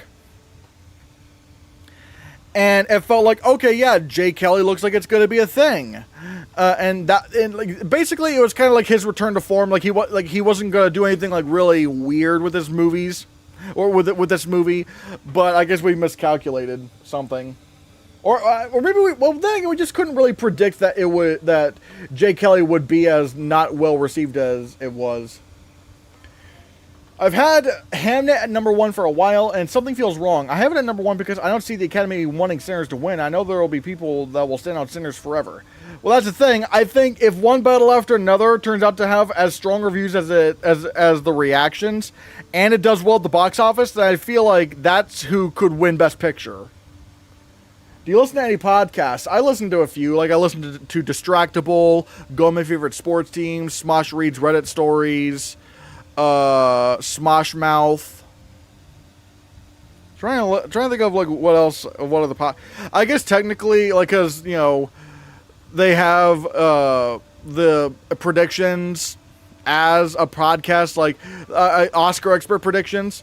I guess because they put that as like a podcast playlist. So like that, I guess technically that's a podcast I listen to. So yeah. If that Oppenheimer moment happens for PTA, which actor, if any, do you think is most likely to come along for the ride and win an Oscar? Either maybe Chase Infinity, Sean Penn. I guess it's either Chase Infinity, Sean Penn, or Leo DiCaprio. Sean Penn has like 2 Oscars right now, so I don't know if they'll give him a third. Chase Infinity, if she does turn out to be and to be fair, supporting actress is really wide open right now, and if Ariana Grande is not really looking to be win competitive for Wicked, Chase Infinity could be a contender to win. You're still live streaming. I mean, yeah, I'll have to figure out like how long have I been streaming? 3 hours and 10 minutes. Okay, I'll have to figure out when. I have to figure out when to cut it off, but I don't know. Could One Battle After Another win Best Picture, Director, Actor, and Adapted Screenplay and Editing, just like in Anora? Again, I have to figure out who would win the acting award. That's the problem. I have to figure out who would win the acting award, but that seems likely. Just generally, Best Picture, Director, Adapted Screenplay, Editing, and an acting award. But it could also win sound. If it wins Best Picture, it could win sound as well, considering it's also like an action film. Sean is more likely for a nom. Leo's more likely for a win. I agree. All right, yeah. Sean Penn's still around? Like, yeah, Sean Penn is still around. What? I have one battle after another winning pictures now. Bye, sinners. Bye. I mean, look, I don't want to say bye just yet. We'll have to see. Cole currently has Lilius winning BAFTA and Golden Globe. I kind of agree. She is above Fanning because everyone agrees she's more of a scene stealer. Again, I don't know. I have to figure that out. Do you think Ridley can... Do you think Ridley can a best... are you talking about, like Ridley? Can Ridley Scott win Best Director one day? I mean, maybe, but I don't know. He has not had a Best Picture film since The Martian, and before that, you have to go all the way back to Gladiator. So, like, I don't know. I don't know if that's going to happen. Now we have an Oscar-worthy Hamnet. I mean, yeah, Hamnet looks like it's going to be pretty strong. This film could win 6 Oscars if it does really well. Picture, director, adapted screenplay, cinematography, editing, and score. Are you talking about one battle after another? I don't know. Like, oh god, the only reason why I could see one battle after another winning cinematography is because Paul Thomas Anderson did the cinematography. That's the one. That's the one thing I could see coming from that. Okay, so you are talking about one battle after another. Yeah, like, considering Paul Thomas Anderson's doing the cinematography, if one battle after another wins Best Picture, it could probably win cinematography. Why'd you put one battle after another in cinematography after vehemently denying it before the reactions? Because I didn't think it was going to be this strong. And again, we'll have to see how strong it is. But I just did not think it was going to be that strong. If it is win competitive, then, you know, like, who knows? I mean, anything is possible for a film. Like, you don't understand, like, there's a bit, like, being a bottom 5 contender or just on the verge of getting a Best Picture nomination is really different from potentially winning. So, like, yeah. One movie you like that everyone else says is trash? For me, that would be... Maybe the number one I would say is the 2015 Fantastic Four, or Fantastic. I thought it was pretty decent. I didn't think it was that bad, but apparently a lot of other people disagree. Also, Freddy Got Fingered is absolutely hilarious. Also, I kind of love the the Lion King remake. Oh no! Yeah, the Lion King is up there for me. Will you ever do a theater meetups like John Campea does in other states with a camper? Well, I mean, the problem is I can't drive. I don't have a driver's license. And also, I'm not as big as John Campea is. I'm not as rich as John Campea is. Brother Bro and Oscar Expert just put Frankenstein in No Other Choice in picture. I still don't see it. Yeah, I don't know about Frankenstein in Best Picture, but we'll have to see. Marvel has been fantastic recently. No, I'm not talking about the new Fantastic Four. I'm not talking about the new Fantastic Four. I was talking about the one from 2015, the one that, like, everyone like...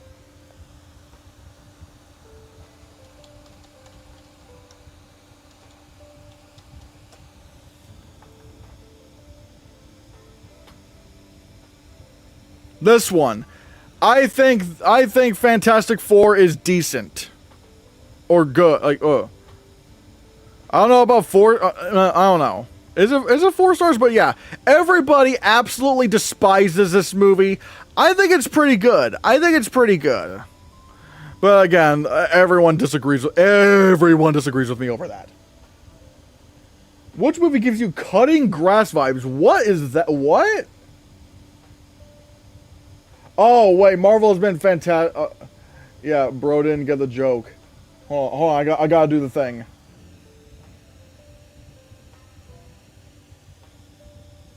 Say that again. Guys, I think I know what we're gonna call ourselves. You ready? Da-da-da-da, da-da-da-da. Picture is too packed for No Other Choice? It's most certainly not. No Other Choice could absolutely get into Best Picture. Oh. Lion King or Parasite? Which is better from 2019? Okay, here's where it gets controversial. I don't know. I can't choose. I don't know. Don't kill me! Ah! Look. I can't choose. I won't be bullied. Don't bully me. Did you watch the Oscar Expert's previous channel? I didn't know he had another channel. Oh, bye, Leo. Everyone say bye, Leo. Bye. Again, I gotta make that an emoji. I gotta make the bye an emoji. I gotta make that an emoji. You can't choose between Lion King and Parasite. Like, look, I'm sorry. Look, I really like the Lion. Look. Here's the way I see it. Okay, is the Lion King remake as good as the original Lion King? No. But it's still the Lion King, you know? It's still the Lion King. Even if it's not as great as the first Lion King, it's like it still is Lion King. The Oscar Expert took George Clooney out. Yeah.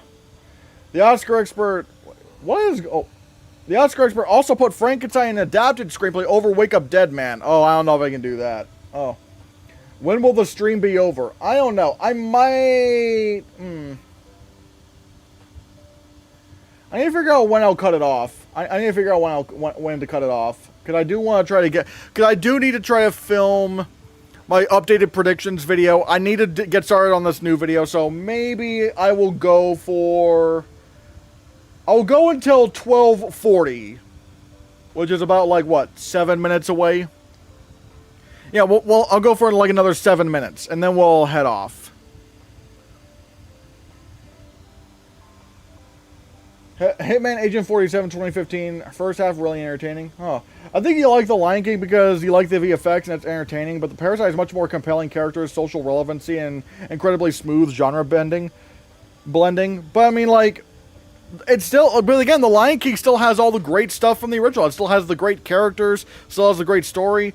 Again, it's really hard. Look, it's really hard for me.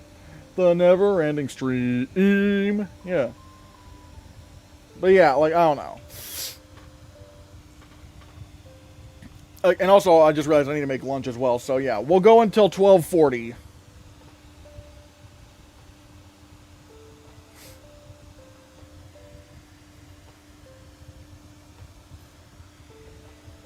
Normally, there's 1 to 2 acting categories, but where all 5 are Best Picture films. What do you think that could be? I think supporting actor.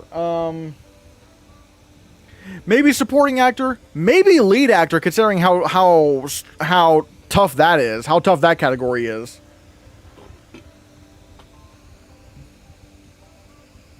Interesting question, but what's your favorite tech category? Mine is personally costumes, which I think is super underrated, or score because I like music, but I don't like the music branch's choices. Visual effects. Visual effects is very interesting to me because, like, I don't know. I really think visual effects gets a bad rap because people just hate CGI, but I feel like CGI is like really, really interesting, and especially with some of the, like, you know, new developments in visual effects. Like, that's why I really do appreciate what The Lion King did more than most people, because, like, look, objectively speaking, god damn, they created, like, Africa. Like, they created Africa, they created all these animals, they look real, and sure, yeah, did they emote as much as the original? Sure, no, they don't, but it's also, they would look weird if they started emoting more. Like in Mufasa, Mufasa fixed that problem, but it just made the animals look weird because they're photoreal, but, you know, they're also making weird faces, so it's like, I feel like, you know, I feel like visual effects, and I feel like with most people, they just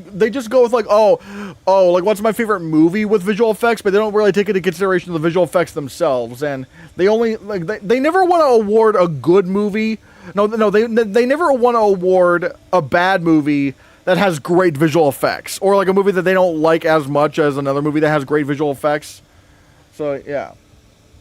Do gaming streams, YouTube reaction streams? Well, technically I was doing a reaction, but Daniel Day-Lewis for Anemone, though, that could happen, maybe.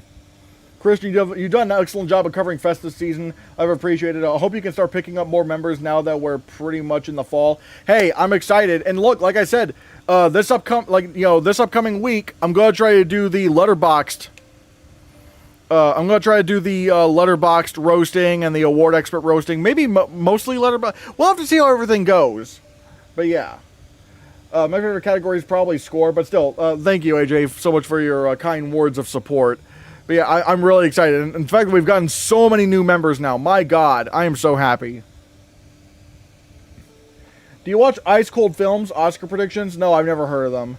Let's get this dude to 5,000 subscribers, then 10,000. Yeah, let's get to 5,000. Let's see if we can get to 5,000 members. My God. VFX would be up there if they nominated more interesting uses like Better Man and not just bland sequels like Mission Impossible. And it's not all sequels. I think Alien Romulus was amazing last year. But I don't really care about if it's sequels or not because it's like... If a movie has great visual effects, it has great visual effects. I mean, I wouldn't have nominated Mission Impossible. But let's face it, that year was very, very weak anyway. But it's like...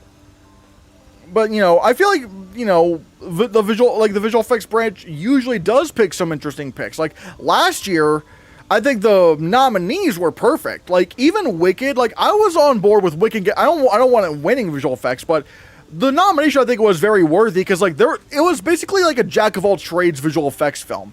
There was, you know, CGI animals, CGI environments, you know, there was, like, the whole defying gravity scene was really impressive, like with how they were trying to do like the cloth sims on Elphaba.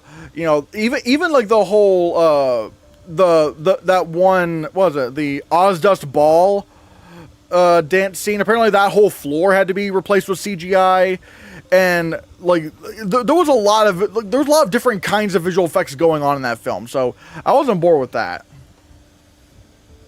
Do you watch Tyrone Magnus? No, because he's crazy. If you've seen the opening of his if you've seen his Guardians of the Galaxy Volume 3 review, that man's unhinged. When you're happy, everyone is happy. Yay. Watch YouTube. Do you watch on, like, I have no idea who those are. Parasite better than Lion King easily. I mean, most people would say that, yeah. Christian, the amount of effort you put into members videos over the last 2 weeks, it was amazing. Also, thanks so much for that letterbox extension. It works great. Oh yeah, yeah. And well, for one, thank you for your kind words. Thank you so much.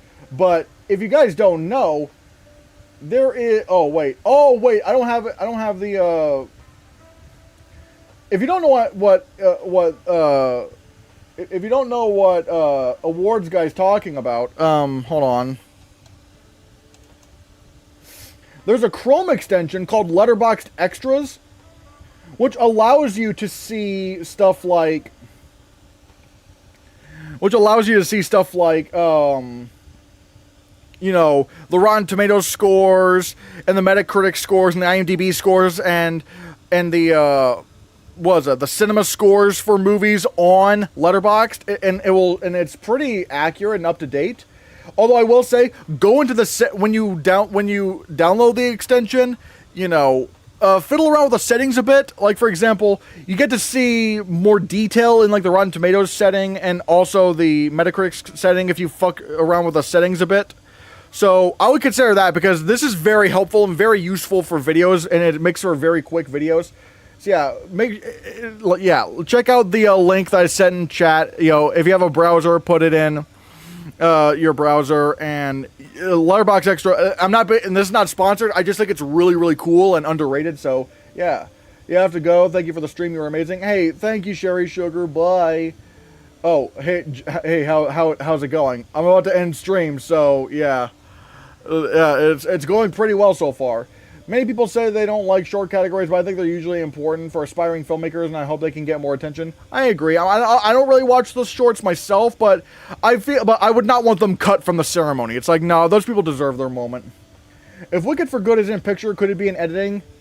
Maybe, but then again, it's also a sequel, so I don't know. Even Dune Part 2 couldn't get in for editing. I still have sentimental value winning Best Picture as of now. Oh, I don't know. Does the Letterboxd Extras extension work with phones or on tablets? I can't get it to work on mine. I don't think so. Unless, I don't know if like browser extensions work on mobile apps. I don't know. Probably not. I don't know. Could the Monster Ed Again story be an honest, what? I have no idea. Ed Gein story? I have no idea. What is Sinners in Dune 2 in director and editing? What if Sinners is Dune 2 in director and editing? Oh, I would be sad. I'd be really sad. But yeah, guys, okay. Any final thoughts before I head out? Any final thoughts before we end stream? This has been a very successful stream. And thank you guys so much for watching. Oh my god, you do not believe how well, like, I've needed this stream to be, like, as good as it was. Like, my god. Like, I love this. Any final thoughts? F1 the movie. F1 the movie.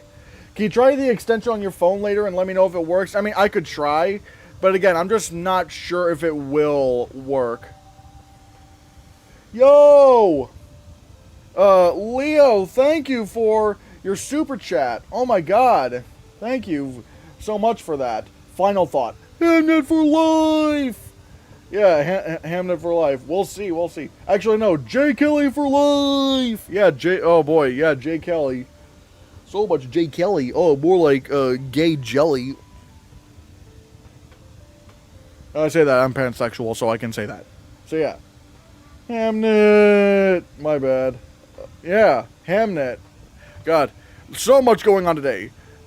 TIFF may have been a disaster this year in terms of their presentation, but this stream was not.